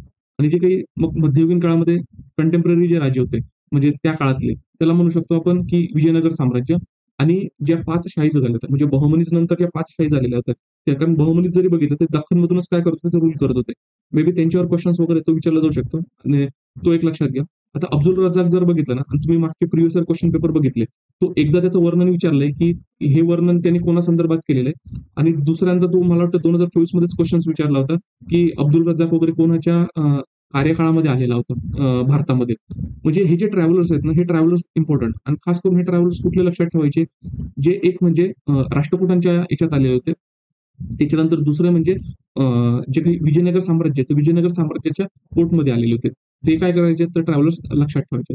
मग कृष्णदेवराय आणि कृष्णदेवरायच्या अंडरमध्ये असणारे जे काही अष्टदिग्गज आहे. आता अष्टदिग्गजाचा क्वेश्चन आहे एमपीएससीत विचारलेला आहे, पण अजून एमपीएससी तेवढं विचारलं नाही. म्हणजे अष्टदिग्गज वगैरे ते कुठले होते, त्यांचं साहित्य वगैरे काय, आणि कृष्णदेवरायाने लिहिलेले जे काही साहित्य होते, अमुक्त माल्यदा वगैरे तेलुगूमध्ये लिहिलेलं, ते थोडं लक्षात राहू द्या. मग विजयनगर मधले आर्ट अँड आर्किटेक्चर, कारण बऱ्यापैकी त्यांनी कशावर विचारलेलं आहे तर हे विजयनगर साम्राज्यावर विचारलं, मग त्याच्यावर पिन पॉइंटेड जे डायमेन्शन आहेत ते फोकस करायला पाहिजे. पुन्हा मुघल साम्राज्य, मुघल साम्राज्यामध्ये लक्षात देत असताना काय पर्सनॅलिटीज, त्यांच्या रिलेव्हंट इन्फॉर्मेशन, आणि मुघल साम्राज्य संदर्भात जी माहिती मिळते कल्चरल आस्पेक्टमध्ये, तर ती मग त्याच्यामध्ये आपण जर बघितलं तर समजा ऐन अकबरी वगैरे असेल, ठीक आहे. त्याच्यानंतर जर आपण बघितलं तर जहांगीरनामा वगैरे असेल, शहाजहानच्या कार्यकाळामध्ये लिहिलेले काही पुस्तकं असतील, मग हे कोणी कुठले लिहिले, कुठल्या भाषेमध्ये लिहिले, ते त्या ठिकाणी काय तर इम्पॉर्टंट आहे. आणि यांनी मग मुघल जे काही पेंटिंग आहे, तर मुघल पेंटिंगवर क्वेश्चन विचारले होते. म्हणजे थोडं मे बी हे पुढे एक्सप्लोर करू शकतात की आर्ट अँड आर्किटेक्चर आहे मुघल साम्राज्यामध्ये, त्याच्यासाठी. त्याच्यानंतर जर आपण बघितलं की डेक्कन सल्तनत, बहमनी ऑलरेडी सांगितलेलं आहे. आणि मुघलांनंतर लॅटर मुघल्स वगैरे जे होते, खास करून औरंगजेब नंतरचे आणि बहादूर शाह जफर पर्यंतचे, तर त्या पर्सनॅलिटीज पण काय तर एकदा रीड करून झाले पाहिजे. एक तर क्रोनॉलॉजिकल सिक्वेन्समध्ये, आणि दुसरं मध्ये जर आपण त्याच्यात लक्षात घेतलं की कोणाच्या कार्यकाळामध्ये काय काय झालं. म्हणजे समजा जर आपण बघितलं की बहादूर नदीरशाह कोणाच्या कार्यकाळामध्ये आलं होतं. त्याच्यानंतर जर आपण लक्षात घेतलं की थर्ड बॅटल ऑफ पानिपत आहे, ते कोणाच्या कार्यकाळामध्ये झालेलं आहे. मग हे जे ना कंटेम्पररी अशा गोष्टी विचारल्या जाऊ शकतात, तर कन्फ्युजन होऊ नये म्हणून हे जे काही नंतरचे जे मुघल सम्राट वगैरे होते, ज्यांना लेसर मुघल्स म्हटलं जातं, त्याच्यावर त्यांना एखाद्या पर्सनॅलिटीज काय करायचं तर प्रिपेअर करायचं. आधुनिक भारताचा इतिहासामध्ये आपण लक्षात घेतलं तर मग लक्षात येते की एकच क्वेश्चन त्यांनी विचारला होता की penetration of Europeans in India, आणि खास करून हे जे ब्रिटिशर्स आहेत, ते ब्रिटिशर्स भारतामध्ये लॉंग लास्टिंग मध्ये राहिले होते, म्हणून त्यांनी भारतामध्ये कुठे कुठे त्यांच्या वाखारी स्थापन केल्या होत्या. आता त्यांनी year wise maybe chronological way मध्ये विचारले जाऊ शकतात, किंवा इयर मध्ये विचारले जाऊ शकतात, किंवा प्लेसेस थ्रू विचारले जाऊ शकतात. मग तो एक लक्षात घ्या. त्याच्यानंतर जर आपण बघितलं की जी पॉलिटिकल म्हणजे ब्रिटिशांनी भारतामध्ये एक्सपांड कसं केलेलं आहे, through the Wars and through the diplomacy. Diplomacy वगैरे तर 3 गोष्टी आपल्याला माहित असतात. एक म्हणजे मला वाटतं कुंपणाचं धोरण, म्हणजे त्याला आपण म्हणतो policy of influence. Second aspect असतो तो म्हणजे हा जो आहे जो काही काय म्हणू शकतो त्याला आपण, तैनाती फौजेचा करार आहे, सबसिडरी अलायन्स तो. आणि थर्ड डायमेन्शन मध्ये जर आपण लक्षात घेतलं तो म्हणजे पॉलिसी ऑफ लॅप्स असेल, ठीक आहे, म्हणजे खालचा धोरण जे असेल ते थोडं लक्षात घ्या. आणि खास करून हे जे 3 अँग्लो मराठा वॉर्स आहेत ते थोडं लक्षात घेऊन, कारण मे बी क्रोनॉलॉजिकल ऑर्डर मध्ये विचारलं वगैरे काय, वर बघायचं, त्याच्यामध्ये डिटेलमध्ये नाही जायचं आहे. 1857चा उठाव इम्पॉर्टंट आहे भारताच्या कॉन्टेक्स्टमध्ये पण, आणि महाराष्ट्रामधून जे कंट्रीब्युशन गेले त्याच्यामध्ये पण. राष्ट्रवादाचा उठाव इम्पॉर्टंट आहे, खास करून इंडियन नॅशनल काँग्रेस ज्यावेळेस एस्टॅब्लिश झालेली आहे, आणि त्याच्यानंतर त्याचे पहिले काही सेशन झाले, आणि मग जे काही आपण मॉडरेट म्हणतो, त्या मॉडरेटांचा जो काही कंट्रीब्युशन आहे तो त्याच्यामध्ये इम्पॉर्टंट आहे. आणि महाराष्ट्रामध्ये ज्यावेळेस बॉम्बे असोसिएशन वगैरे सारखे जे ऑर्गनायझेशन ते कशाच्या अगोदर काम करत होत्या, तर इंडियन नॅशनल काँग्रेस स्थापन होण्याच्या अगोदर त्या इम्पॉर्टंट ठरतात. काँग्रेसच्या बद्दल त्याच्यानंतर जे काही मॉडरेट्स वगैरे असतील, ओके.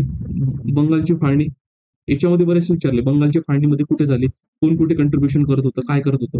आणि मग त्याच्यानंतर असहकार चळवळीवर मला वाटतं 1-2 क्वेश्चन विचारलेत, पण गांधीयन फेजमध्ये बऱ्यापैकी त्यांचा काय तर फोकस आहे. पण गांधीजी आल्यापासून हा जे असहकार चळवळ जरी असेल ते इम्पॉर्टंट आहे.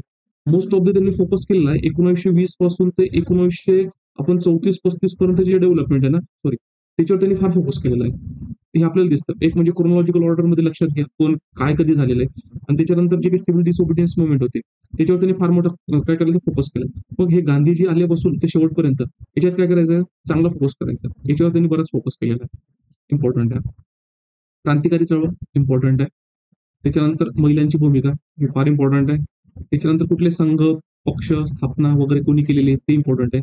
पर्सनॅलिटी बेस बरेचसे क्वेश्चन त्यांनी विचारलेले आहेत. मग नेहरूंसंदर्भात मीराबेन, जिना, एम एन रॉय. आता हे कम्युनिझमचे काय होते ते रिलेटेड होते, एम एन रॉय यांच्यावर पण क्वेश्चन विचारले गेले नाही. म्हणजे आपण म्हणतो लेफ्ट जी आयडिओलॉजी होती स्वातंत्र्य. त्याच्यानंतर हैदराबादचा संघर्ष आहे, हा इम्पॉर्टंट आहे. याच्यावर 1-2 क्वेश्चन्स. हा, आणि सगळ्यात महत्त्वाचं शैक्षणिक धोरण. आता शैक्षणिक धोरणमध्ये जर अगोदर बघितलं, राधाकृष्ण आयोगासंदर्भात विचारलं होतं. त्याच्यामध्ये काही ऑप्शन दिलेले होते. मग त्याच्यामध्ये एक कोठारी ऑप्शन आयोग होतं. तर आता कोठारी आयोगासंदर्भात पण विचारलंय. म्हणून हे जे काही एज्युकेशन संदर्भातले जे काही वेगवेगळे आयोग आहेत, हे काय करायचे तर लक्षात घ्यायचे. म्हणजे मला सांगण्याचं तात्पर्य काय, की प्रिव्हियस इयर क्वेश्चन पेपरमध्ये जेवढ्या गोष्टी येऊन गेलेल्या आहेत, त्याच्या संदर्भात कुठे जर धागेधोके वगैरे पुढे जात असतील, तर ते क्वेश्चन चुकता कामा नये. नंतर महाराष्ट्राचा इतिहास. मग महाराष्ट्राच्या इतिहासामध्ये मॅक्सिमम कशामध्ये काही पत्र असतील वगैरे म्हणजे न्यूज पेपर वगैरे असतील, त्यांचे एडिटर वगैरे आणि जे काही सोशल रिफॉर्मर होते, ते सोशल रिफॉर्मर महत्वाचे आहेत आणि वरती जे थीम सांगितले म्हणजे जसं क्रांतिकारी चळवळ त्याच्यात काय योगदान, त्याच्यानंतर जर आपण बघितलं कामगार चळवळी असतील, शेतकरी मुवमेंट्स असतील, याच्यात काय त्याच्यात 1857चा जो मुवमेंट असेल त्याच्यामध्ये आपण म्हणू शकतो की नॉन ब्राह्मणेतर ज्या मुवमेंट असतील, ठीक आहे, त्याच्यामध्ये काय आहे, याच्यामध्ये काय यांचं फार मोठ्या प्रमाणावर काय तर कंट्रीब्युशन, तर त्याच्यावर काय करायला पाहिजे, तर फोकस द्यायला पाहिजे. हे जे सगळे अनालिसिस आहेत ना, ते अनालिसिस त्याच्यामध्ये काय तर दिलेले आणि याची पीडीएफ पण तुम्हाला आपल्या टेलिग्राम चॅनलवर काय तर भेटून जाईल. त्याच्यानंतर महाराष्ट्र, भारत आणि जगाचा भूगोल. मग याच्यामध्ये पण काय, की मग भौतिक भूगोल असेल त्याच्यावर कशावर फोकस केलेला आहे. आपण म्हणू शकतो, की फिजिकल याच्यामध्ये ज्यावेळेस युनिव्हर्स स्टार्ट होतं. युनिव्हर्स एक्झिस्ट मध्ये ना मध्ये काही वेगवेगळ्या ज्या काही थिरीज आहेत, ते कुठकुठल्या थिरीज त्याच्यावर फोकस झाला पाहिजे. त्याच्यानंतर पृथ्वीची अंतररचना किंवा अंतर्गत स्तर असतील ते. त्याच्यानंतर मग आपण म्हणू शकतो, की जे काही लॅटिट्यूड, लॉन्जिट्यूड आहे, त्याच्यानंतर टाइम झोन आहे. ओके. तर त्याच्यावर काही क्वेश्चन्स, पृथ्वीचा जो काही टिल्ट आहे त्यात आणि त्याच्यामध्ये फोकस कुठले करायचे तो पण डायमेन्शन याच्यामध्ये दिली. हे तुम्हाला पीडीएफ भेटून जाईल, तुम्ही वाचून घ्याल. याच्यात जास्त मी काही रीड करत नाही. त्याच्यानंतर जिओमॉर्फॉलॉजी. जिओमॉर्फॉलॉजीमध्ये खास करून जे काही भूरूप आहेत, ते भूरूपे कशी अस्तित्वात आहेत. त्याच्यानंतर काही वेळेस त्यांची डायरेक्ट डायग्राम दिलेली आहे. काही वेळेस त्यांनी थेरॉटिकल डायमेन्शन्समध्ये विचारले. तर याच्यावर त्यांनी फार मोठा काय केला तर फोकस दिलेला आहे. म्हणजे जे विचारले आहेत ना, ते चुकायलाच कामा नये. मग फोकस कसा करायला पाहिजे, त्याचे पण डायमेन्शन याच्यामध्ये काय तर दिलेले आहेत. नंतर क्लायमेटॉलॉजी. मग क्लायमेटॉलॉजीमध्ये विचारत असताना त्यांनी एक म्हणजे इयानिनो, ला निनो ही एक दुसरा आस्पेक्ट बघितलं भारतामध्ये जे मान्सून आहे, त्याच्यावर त्याचा होणारा परिणाम आणि तिसरं जर आपण वर्ल्ड लेव्हलचं जर क्लायमॅटिक पार्ट बघितलं, जे काही ट्रेड विंड्स आहेत किंवा लोकल विंड्स आहेत, याच्यावर त्यांनी बऱ्यापैकी काय तर फोकस केलेला आहे. तो याच्यामध्ये दिलेला आहे. त्याच्यानंतर त्याच्यावर काय करायचं आपल्याला फोकस करायचा. त्याच्यानंतर ओशनोग्राफी. मग ओशनोग्राफीमध्ये खाड्या वगैरे कुठे काय आहे त्याच्यामध्ये त्याच्यानंतर ओशन करंट्स वगैरे कुठे आहेत, त्याच्यावर वेगवेगळे जे प्रकार जे काही वेव्स काय, टाइड्स काय त्यामध्ये तो पण डायमेन्शन याच्यामध्ये दिली. त्याच्यानंतर भारताचं भूगोल. जर प्रिलिम्समध्ये आपण बघितलं ना, आतापर्यंत असं झालेलं आहे, की बऱ्यापैकी भारताच्या भूगोलावर त्यांनी जास्त वेटेज दिले as compare to geography of Maharashtra. पण नंतर काय काही-काही क्वेशन्स त्याच्यामध्ये ॲड होतात आणि जर आपल्याला कॉम्पिटिशनमध्ये करायचंय, तर आपल्याला नॉलेज बेस स्ट्रॉंग झाला पाहिजे आणि नॉलेज बेस स्ट्रॉंग होण्यासाठी आपल्याला छोट्या-छोट्या गोष्टी जरी असतील, तरी त्या काय करायच्या आहेत, तर आपल्याला कव्हर करायच्या आहेत. आता झालं याच्यामध्ये भारताची भौगोलिक रचना. भौगोलिक रचनेमध्ये पठार, पर्वतरांगा, त्याच्यानंतर वेगवेगळे आपण बघू शकतो, की पासेस असतील, त्याच्यानंतर आपण म्हणू शकतो सॉइल टाइप्स आहेत, त्याच्यानंतर मग आपण म्हणू शकतो, की रिव्हर्स, देअर ट्रिब्युटरीज, या सगळ्या गोष्टी याच्यामध्ये काय तर येतात. पुन्हा याच्यामध्ये हायलाइट करून दिलेल्या आहेत गोष्टी. नद्या किंवा ड्रेनेज सिस्टम वगैरे असेल, महत्त्वाच्या कुठल्या आहेत आणि त्यांचे जे काही आपण असं म्हणू शकतो ट्रिब्युटरीज आहेत, त्यांचे tributaries left hand side, right hand side वाल्या, त्याच्यानंतर मग वेस्ट फ्लोइंग आहे, ईस्ट फ्लोइंग आहे. ठीक आहे. आणि त्याच्यानंतर त्यांच्या जवळपास असणारे कुठले काही इम्पॉर्टंट प्लेसेस असतील, काय असतील, ते पण त्याच्यामध्ये काय तर विचारलेले आहेत. आणि त्याच्यानंतर मग आपण बघू शकतो, की मग इंडियाचं साऊथ म्हणजे अंदमान निकोबार पासून वगैरे मग तिथे जे वेगवेगळे चॅनल्स आहेत 8 डिग्री, 9 डिग्री, 10 डिग्री जे एनसीईआरटी मध्ये पण दिलेले आहेत. तर त्याच्यावर त्यांनी काय फोकस केलेला आहे. नंतर महत्त्वाचं मृदा आणि खनिजे. हे तर फार इम्पॉर्टंट आहे. वनस्पती आणि जैवविविधता याच्यावर पण विचारलंय. म्हणजे खास करून वन वगैरे जे असतील, ते वन कुठे कशा पद्धतीने सापडतायत आणि त्याच्यानंतर याचा जर पार्ट बघितला आपण हा जो काही कोर एरिया असेल, बफर एरिया असेल, ठीक आहे. आणि जी बायोलॉजी म्हणजे बायो आपण म्हणू शकतो बायोडायव्हर्सिटी. तर बायोडायव्हर्सिटीच्या पर्स्पेक्टिव्ह जे इम्पोर्टंट आहेत एस्पेक्ट्स ते मग आता त्याच्यामध्ये तुम्ही नॅशनल पार्क याच्यात कन्सिडर करा. तर त्याच्यानंतर जे एन्व्हायर्नमेंट चं पार्ट आहे तर त्याच्यात कन्सिडर करा. पण त्याच्यावर त्यांनी काही क्वेशन्स विचारलेले आहेत. त्याच्यानंतर पर्यावरण समस्या आणि आपत्ती, एन्व्हायर्नमेंटल इश्यूज आणि डिझास्टर. याच्यामध्ये पण मग जे काही आपण म्हणू शकतो इरोजन वगैरे होतं. ते इरोजन कशा पद्धतीचे आहे आणि त्याच्यानंतर मग वेगवेगळे जे काही सायकल्स आहेत, कार्बन सायकल्स असतील, नायट्रोजन सायकल्स असेल, ठीक आहे, वॉटर सायकल्स असेल, याच्यावर पण क्वेशन्स विचारले जातात. म्हणून त्याच्यावर फोकस दिला पाहिजे. मग महाराष्ट्राचं भूगोल. पूर्ण महाराष्ट्राच्या भूगोलमध्ये भौगोलिक रचना, भूप्रदेश, त्याच्यानंतर नदी व्यवस्था, जलसंधारण हे पण महाराष्ट्रातले इम्पोर्टंट आहे.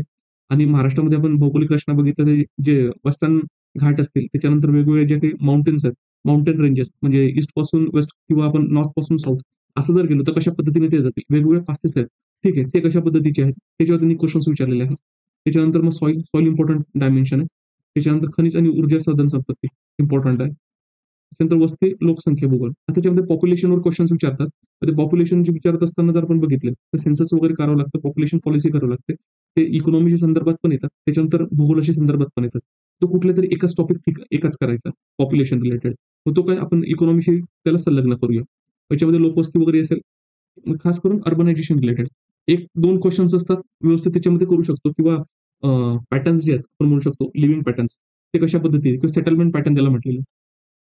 कृषी आणि पूरक उद्योग वगैरे असेल, जे आतापर्यंत विचारले गेले आहेत ना, ॲटलीस्ट त्यांच्या संदर्भातली जरी माहिती आपल्याला असली पाहिजे आणि त्या सगळ्या ज्या काही गोष्टी आहेत ते इथे दिलेल्या आहेत. एकदा जरी क्वेशन्स येऊन गेलेले आहेत, तरी त्या गोष्टी मी याच्यामध्ये इन्क्लूड केल्या का?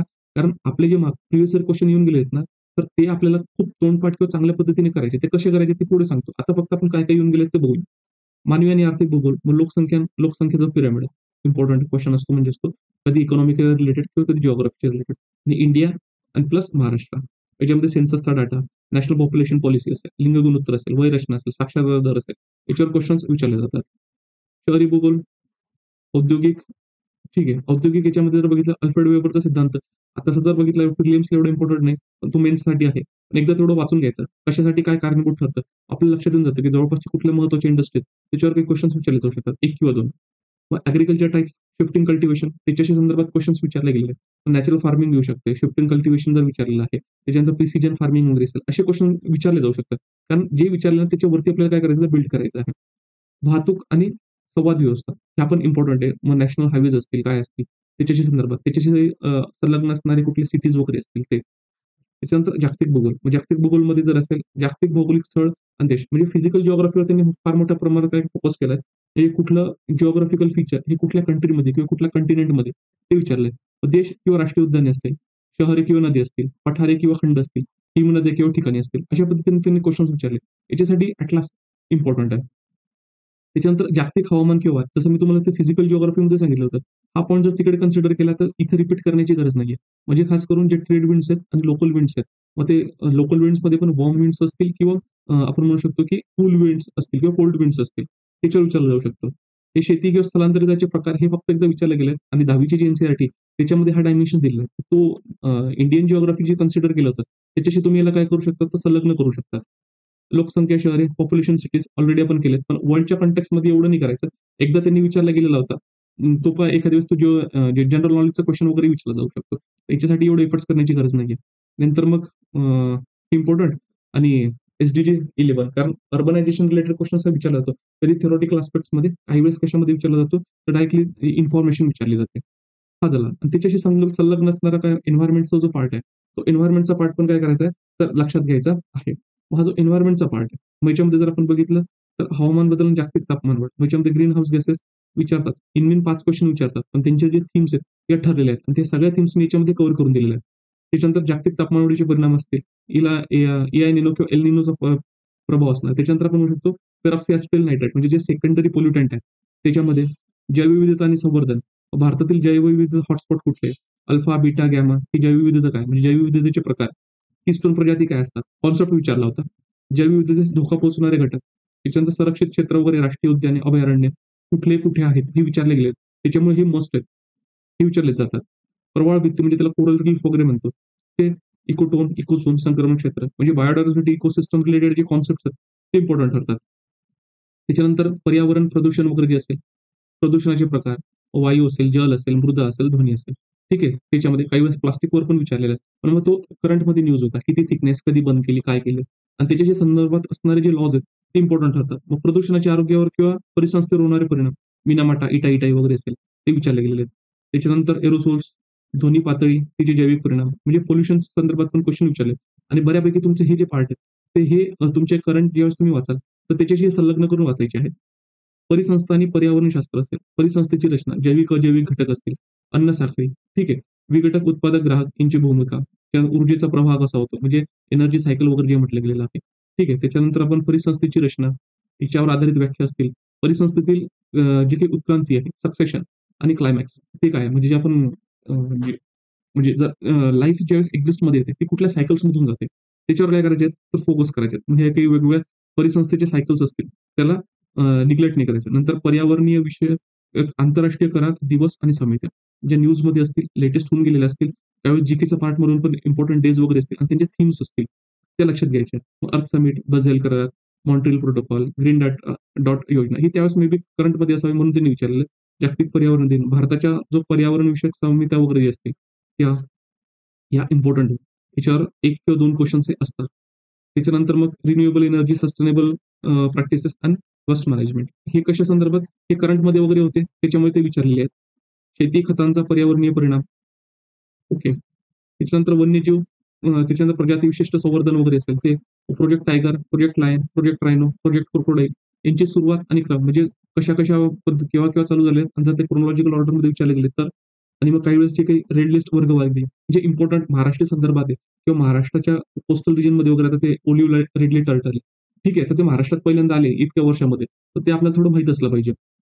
मग ते परागीकरण, कीटक नियंत्रण हे तुमचं करंटमधून होईल. याच्यासाठी काही वेगळं करायची गरज नाही. करंटमधून गोष्टी करायच्या. हे तुमच्या बेसिक पुस्तकामधून होईल. पर्यावरणीय कायदे आणि प्लास्टिक नियमावली इम्पॉर्टंट क्वेश्चन्स विचारले जातात.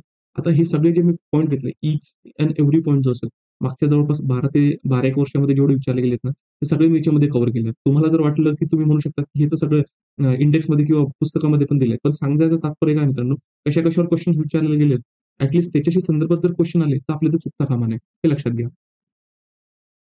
त्याच्यानंतर जर आपण लक्षात घेतलं तर भारत, महाराष्ट्र, मग त्याच्यामध्ये पॉलिटी. मग पॉलिटीमध्ये संविधान, त्याचे वैशिष्ट्य आणि तत्वज्ञान, धर्मनिरपेक्षता असेल, समाजवादी मूल्य असेल, प्रजासत्ताक मूल्य असतील, समता, स्वातंत्र्य, बंधुता, घटनात्मक मूल्य किंवा ढाचा, 42-44 घटना दुरुस्ती आणि त्याच्याशी संबंधात कुठले पॉइंट्स विचारलेत ते सगळे. मग धर्मनिरपेक्षते राज्याची व्याख्या वगैरे काय? मग इंडियन कॉन्स्टिट्यूशन संदर्भात जे रिलेव्हंट आर्टिकल्स असतील, मग कुठला खटला तो विचारला गेलेला आहे का? ते विचारलंय. दिशादर्शक ते तत्व डी-पी-एस-पी आपण म्हणतो. ठीक आहे. त्याच्यानंतर केशवनंदन भारती खटला इम्पॉर्टंट आहे. नंतर मूलभूत अधिकार, कर्तव्य, राज्याचे काही दिशादर्शक तत्व आहे, म्हणजे डी-पी-एस-पी वगैरे ते इम्पॉर्टंट त्याच्यावर विचारलेले.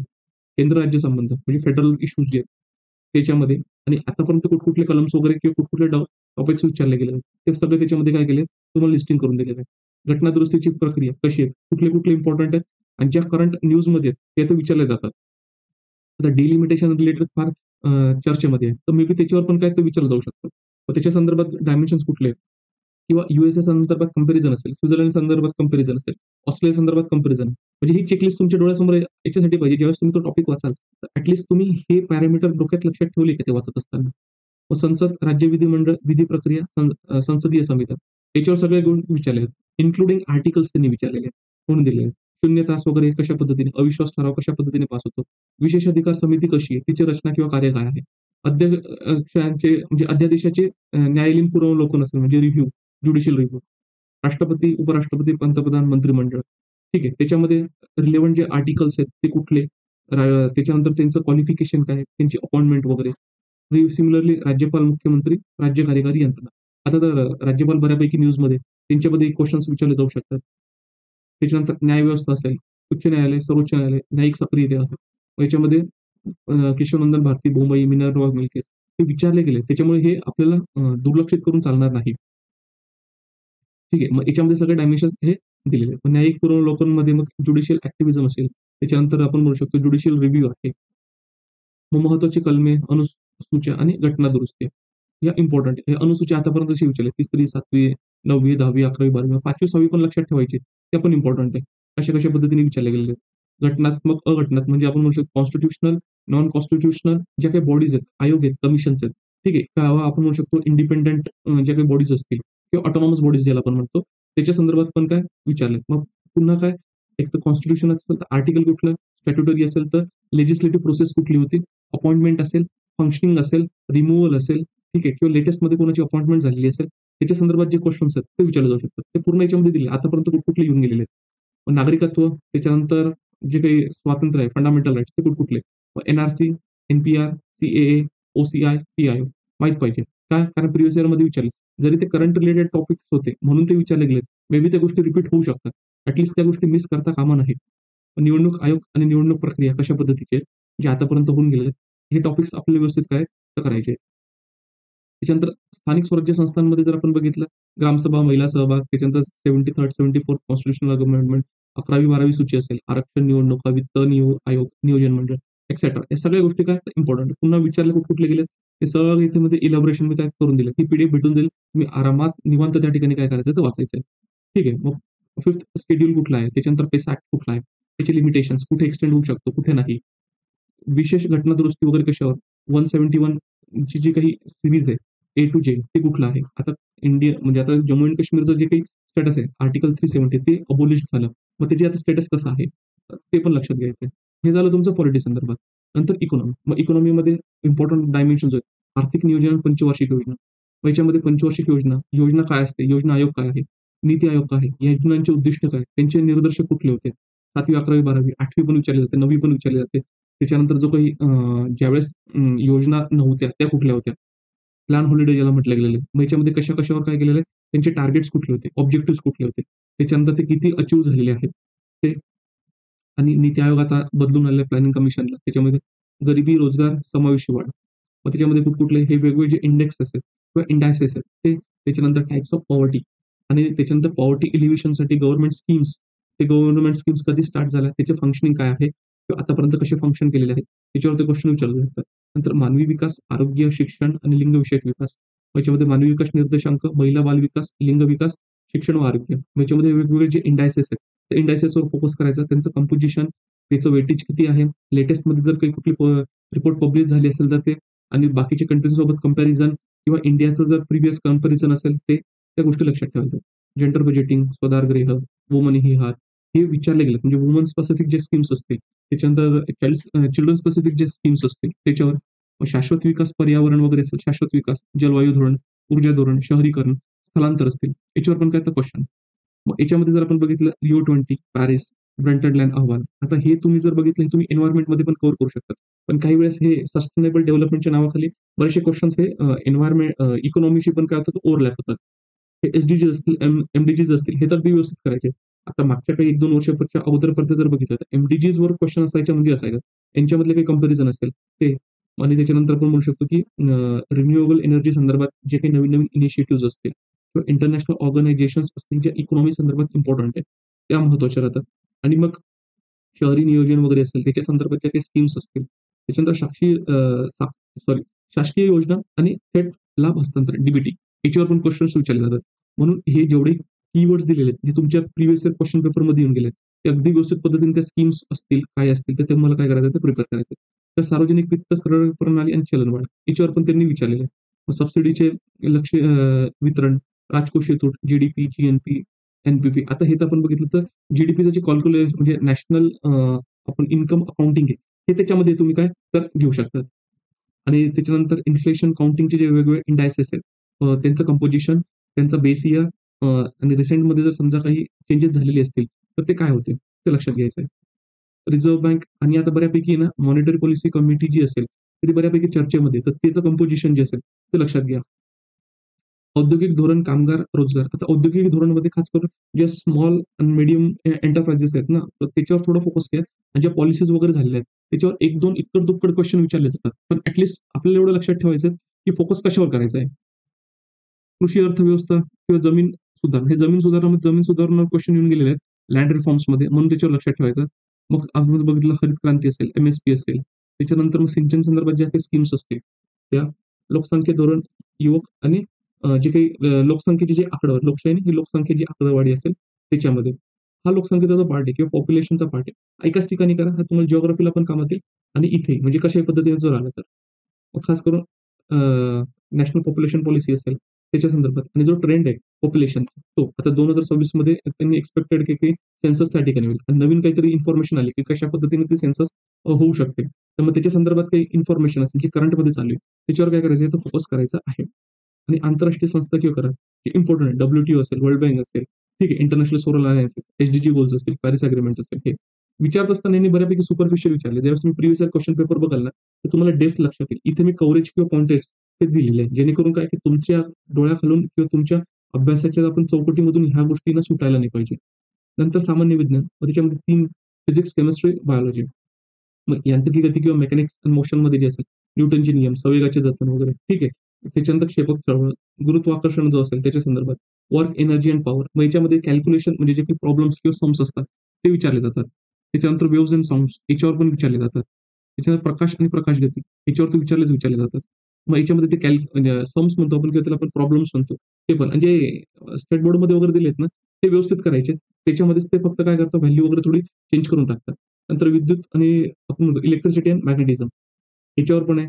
आधुनिक भौतिकशास्त्र, मॉडर्न फिजिक्स, त्याच्यानंतर रसायनशास्त्र, बेसिक कॉन्सेप्ट जे काही केमिस्ट्रीचे असतील, प्रॉडक्ट्स म्हणजे रिएक्शनचे प्रकार वगैरे आहे. त्याच्यानंतर atomic structure, periodic table, thermodynamics, chemical kinetics, acid basis, salts. ठीक आहे. त्याच्यानंतर एन्व्हायर्नमेंटल केमिस्ट्री इम्पॉर्टंट आहे. एन्व्हायर्नमेंटल केमिस्ट्रीचा जो पार्ट आहे, हा एन्व्हायर्नमेंटची पण काय ओव्हरलॅप होऊ शकतो. ऑर्गॅनिक केमिस्ट्री हा पण इम्पॉर्टंट आहे. Inorganic extraction and metallurgy. नंतर जिओलॉजी म्हणजे जीवशास्त्र, बायोलॉजी. याच्यामध्ये तर हा जवळपास 12 ते 14 क्वेश्चन हे जवळपास याचेच आहेत. मग आता मध्ये सेल बायोलॉजी, जेनेटिक्स आतापर्यंत कशा-कशावर येऊन गेलेले आहेत, ते सगळं मेन्शन करून दिलं याच्यामध्ये. त्याच्यानंतर ह्युमन फिजिओलॉजीमध्ये असेल, कशा पद्धतीने हॉर्मोन्स असतील, रक्ताभिसरण संस्था असेल, ठीक आहे. त्याच्यानं स्नायू आकुंचन वगैरे असतील, ते रोगप्रतिकार शक्ती वगैरे, human disease and immunity dimension, वनस्पतीशास्त्र, बॉटनी, प्लांट फिजिओलॉजी, संप्रेरक हॉर्मोन्स वगैरे कुठले असतात. त्याच्यानंतर प्लांट पॅथॉलॉजी, तिथे काही कुठले रोग वगैरे पडतात का. त्याच्यानंतर आपण genetics and plant reproduction important आहे. DNA, RNA वगैरे असतील. त्याच्यानंतर बायोटेक्नॉलॉजी आणि बायोकेमिस्ट्री. मग त्यामध्ये enzymes, protein chemistry, nucleic acid, gene structure, respiration असेल, मेटाबॉलिझम बऱ्यापैकी जे असतील ना, हे मे बी आपण म्हणू शकतो ह्युमन जो बायोलॉजी वगैरे असेल, त्याच्यासोबत पण काय हे क्लब होऊ शकतात किंवा प्लांट आपण म्हणू शकतो बायोलॉजी असेल. म्हणजे त्याच्याशी पण ते काय होऊ शकतात, तर हे टॉपिक्स त्या टॉपिकच्या अंडरमध्ये पण येऊ शकतात. त्याच्यानंतर पर्यावरणशास्त्र, एन्व्हायरमेंटल सायन्स वगैरे. ठीक आहे. Soil, agriculture, chemistry, biodiversity, conservation. ठीक आहे. हे सगळे पॉइंट्स आहेत. आता हे पॉइंट्स फ्रेम किंवा तुम्हाला सांगण्याचं तात्पर्य काय मित्रांनो, की काही वेळेस काय होतं, की आपल्याला माहिती आहे की टॉपिक्स म्हणजे सब्जेक्ट माहिती आहे, की पॉलिटी मला कव्हर करायचं आहे किंवा त्याच्यानंतर आपल्याला माहित असतं इकॉनॉमी मला कव्हर करायचं आहे किंवा हिस्ट्री कव्हर करायचं आहे. हे कव्हर करत असताना आपल्याला आहे ना, पिन पॉइंटेड पॉइंट्स असे माहीत पाहिजे, की जे आपण मिस करूच शकत नाही. आणि जेवढे मागच्या 10 वर्षामध्ये क्वेश्चन्स आलेले आहेत, त्याच्या इर्द-गिर्दचे पॉइंट्स झालेच नाही पाहिजे. थोडक्यात आता ही तर पीडीएफ तुम्हाला देऊन देईल. मग तुम्हाला काम काय करायचं आहे, मागच्या 10 वर्षाचे किंवा 12 वर्षाचे जे काही क्वेश्चन्स आहेत ना, एमपीएससी राज्यसेवा प्रिलिम्सचे ते बघून घ्यायचे. आणि ते बघितल्यानंतर ना, हे एनालिसिस जे आहे ना, प्रत्येक सब्जेक्टचं ते बघायचं. म्हणजे तुम्हाला काय होईल, ते जे एनालिसिस आहेत, ते तुम्हाला व्यवस्थित काय होईल, ते इंटरनलाइज होईल. आणि ते इंटरनलाइज झाल्यानंतर ना, तुमचे जे इन्साईट आहे, ते क्रिएट होईल. ज्यावेळेस तुम्ही कुठलाही टॉपिक वाचाल, त्या प्रत्येक टॉपिकमधले कुठले टॉपिक्स आतापर्यंत विचारले गेलेले आहेत, तर ते तुमच्याकडनं नकळत जर चुकीने पण ते स्वप्नात पण अव्हॉइड नाही झाले पाहिजे. एक दुसरी गोष्ट, ते एकदा बिल्ड झाल्यानंतर मग त्याच्या संदर्भात काही ऑप्शन्स वगैरे असतील, त्या क्वेशनमध्ये दिलेले, जे तुम्ही मागे बघितले प्रिव्हियस इयरमध्ये, तर त्याला पण एक्सप्लोर करायचं. ते कुठल्या टॉपिकमधून आलेले आहेत किंवा जर ते तुम्हाला सापडत नसेल, तर त्याला Google करा. आणि Google संदर्भात मध्ये जे ॲडिशनल इन्फॉर्मेशन आहे, ती ॲडिशनल इन्फॉर्मेशन त्याच्यामध्ये आपल्याला काय करायची तर घ्यायची आहे. हा झाला जे काही प्रिव्हियस इयर क्वेश्चन पेपरचा अनालिसिस आहे, ते अनालिसिस. आणि वेटेज काय आहे, कशा पद्धतीचं आहे, ते मी ऑलरेडी तुम्हाला सांगितलं. मग आता हे झालं, हे आता हे मराठी बाबतीत. मग बरेचसे कॅन्डिडेट जे इंग्लिशमध्ये प्रिपेअर करतात, मग त्यांच्यासाठी पण ही जी पीडीएफ आहे, मी ती इंग्लिशमध्ये पण रेडी केलेली. ती तुम्हाला आपल्या टेलिग्राम चॅनलवर काय तर भेटून जाईल. तिथून तुम्हाला काय करायचं ते फक्त रीड करायचे. मग आता हे झालं. मग आता याच्यानंतर क्वेश्चन्स कॅन्डिडेटचा येतो, की सर सोर्सेस कुठले? आणि कुठले काय करतात, कशा पद्धतीने वाचले पाहिजे. आता पुन्हा आपण सोर्सेसवर जाऊया. आता मी काही सोर्सेस किंवा बुक्सचे नावं रेकमेंड केलेले आहेत. म्हणजेच काय माझं आणि त्यांचं काही साटलोट आहे असं काही नाही. मला काही कमिशन भेटते असं काही नाहीये. मला सांगण्याचं तात्पर्य फक्त एवढं आहे, की ज्यावेळेस तुम्ही प्रिपरेशन करत आहात, तर प्रिपरेशन करत असताना आपल्याकडे जे सोर्सेस असले पाहिजे, म्हणजे जो नॉलेज बेस आपल्याला कव्हर करायचा आहे किंवा बिल्ड करायचा आहे, तर रिसोर्सेस आपले ऑप्टिमम असले पाहिजे. मी मिनिमम म्हणणार नाही. मिनिमम का? म्हणजे ऑप्टिमम का? की जेवढे गरजेचे तेवढे असलेच पाहिजे. ठीक आहे. आणि मे बी पॉसिबल म्हणजे हे काही गरजेचं नाही, की एखादं पुस्तक असेल त्याच्यातले फक्त काही 1-2 चॅप्टर इम्पोर्टंट आहे, तर तेवढेच कव्हर करायचे. तर पूर्ण पुस्तक करण्याची गरज नाही. आपल्याला सिलेबस कव्हर करायचा आहे आणि त्याच्यानंतर जे प्रिव्हियस इयर क्वेश्चन पेपर दिले त्या पद्धतीने कव्हर करायचे आहेत. आपल्याला पुस्तकं कव्हर नाही करायचे. ऑप्टिमम आणि याच्या रिव्हिजन तुमच्या किती असतील तर मॅक्सिमम. याच्या संदर्भात पण आपण काय करणार आहोत तर बोलणार आहोत. ठीक आहे. मग आता मी जे तुम्हाला सोर्सेस याच्यासाठी असे दिलेले आहेत, की कन्सोलिडेटेड फॉर्ममध्ये तुमच्याकडे ती इन्फॉर्मेशन असली पाहिजे. आता याच्या व्यतिरिक्त जे मी तुम्हाला सोर्सेस रिकमेंडेड करणार आहे, त्याच्या व्यतिरिक्त तुमच्याकडे स्वतःचे असू शकतात, जे स्टँडर्ड सोर्सेस आहेत. त्याला रिप्लेस करायचं नाही. एक. दुसरं, काही बाबतीत असं असू शकतं, की तुमच्याकडे ते सोर्सेस नाहीयेत. तर तुमच्याकडे जो सोर्स आहे तो सब स्टँडर्ड लेव्हलचा आहे. तर त्याला इम्प्रूव्ह करा. जर तुम्हाला क्वालिफाय व्हायचं असेल, नॉलेज बेस तुमचा जर एक्सपांड करायचं असेल, तर तुम्हाला ते करावं लागेल. तिसरी गोष्ट, की समजा तुमच्याकडे चांगले सोर्सेस आहेत आणि काही ठराविक टॉपिक्स फक्त ते तुमच्याकडे नाहीयेत. तर तुमच्या मित्राकडून वगैरे कोणाकडून ॲडजस्ट करून तेवढा फक्त पार्ट त्याच्या काय करायचा तर क्लिक करून घ्यायचा.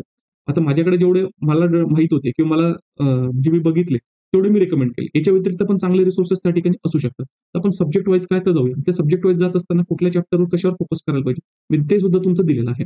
आता पहिली सुरुवात करू आपण जनरल सायन्स पासून. जनरल सायन्स हे इम्पोर्टंट आहे. मार्क किती आहे याच्यामध्ये? त्याला 20 मार्क्स आहेत. ठीक आहे.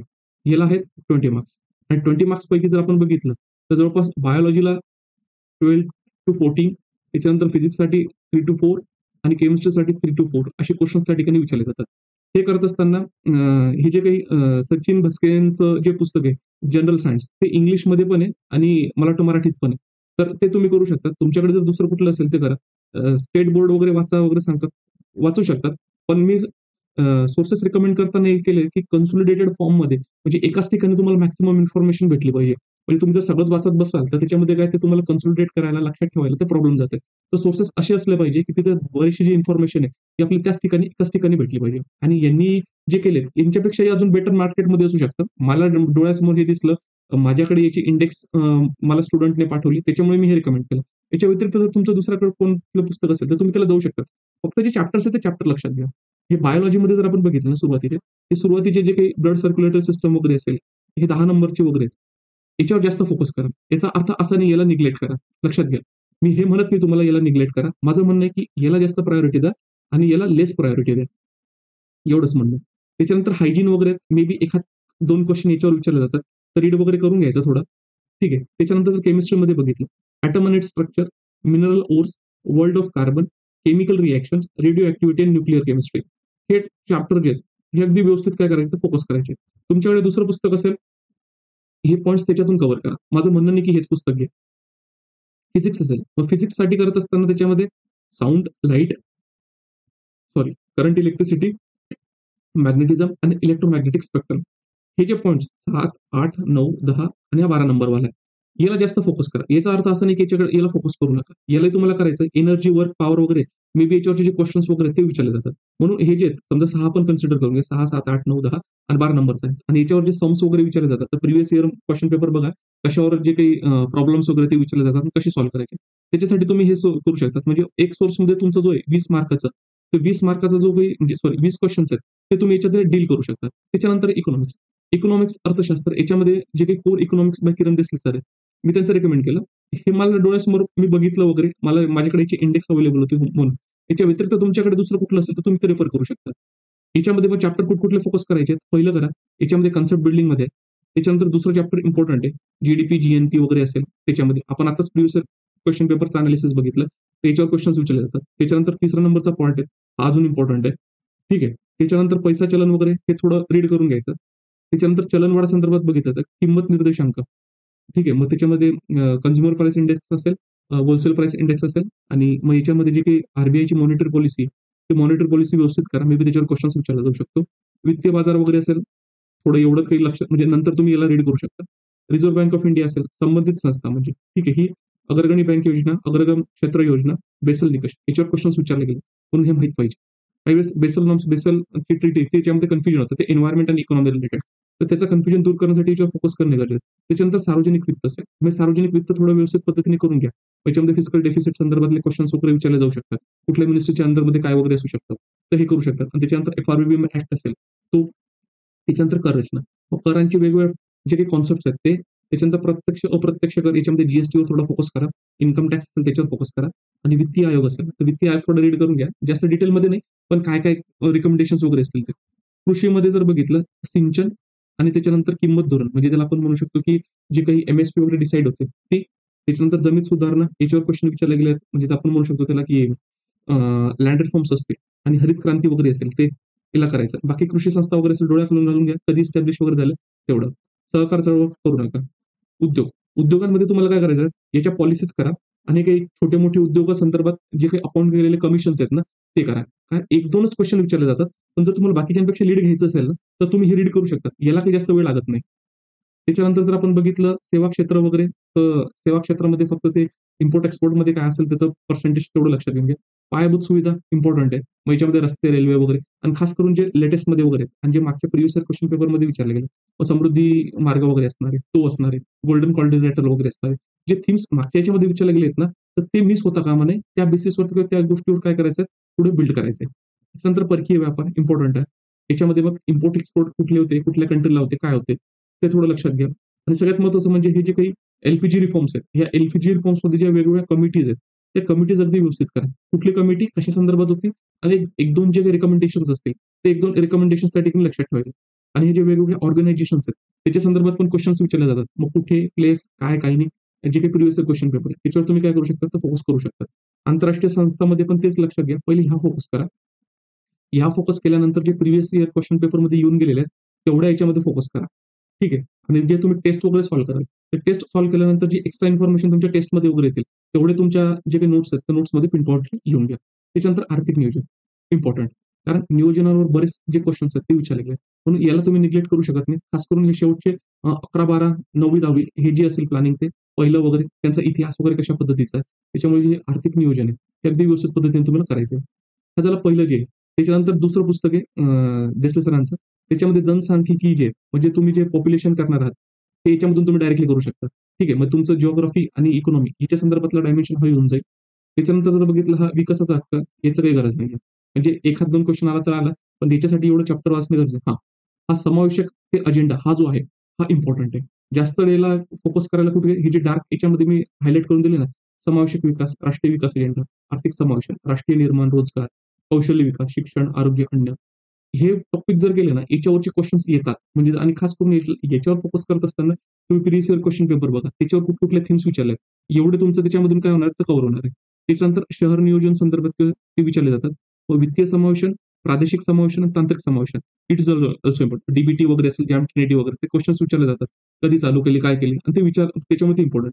सामाजिक क्षेत्र सुधारणामध्ये बालक, महिला यांच्या ज्या स्कीम्स आहेत, त्या स्कीम्स इम्पॉर्टंट आहे आणि ज्यांना 5 किंवा 10 वर्ष झाले, त्यांचं काही कंट्रिब्युशन वगैरे असेल तर. आणि जे सामाजिक सुरक्षिततेमध्ये ज्या नवीन-नवीन स्कीम्स झाल्या असतील, ज्यांना खास करून 5 ते 10 वर्ष झाली असतील ते आणि शाश्वत विकास व्यवस्थित थोडं करून घ्या. याचा फायदा तुम्हाला एन्व्हायर्नमेंटमध्ये पण होईल, इकॉनॉमीमध्ये पण होणार आहे.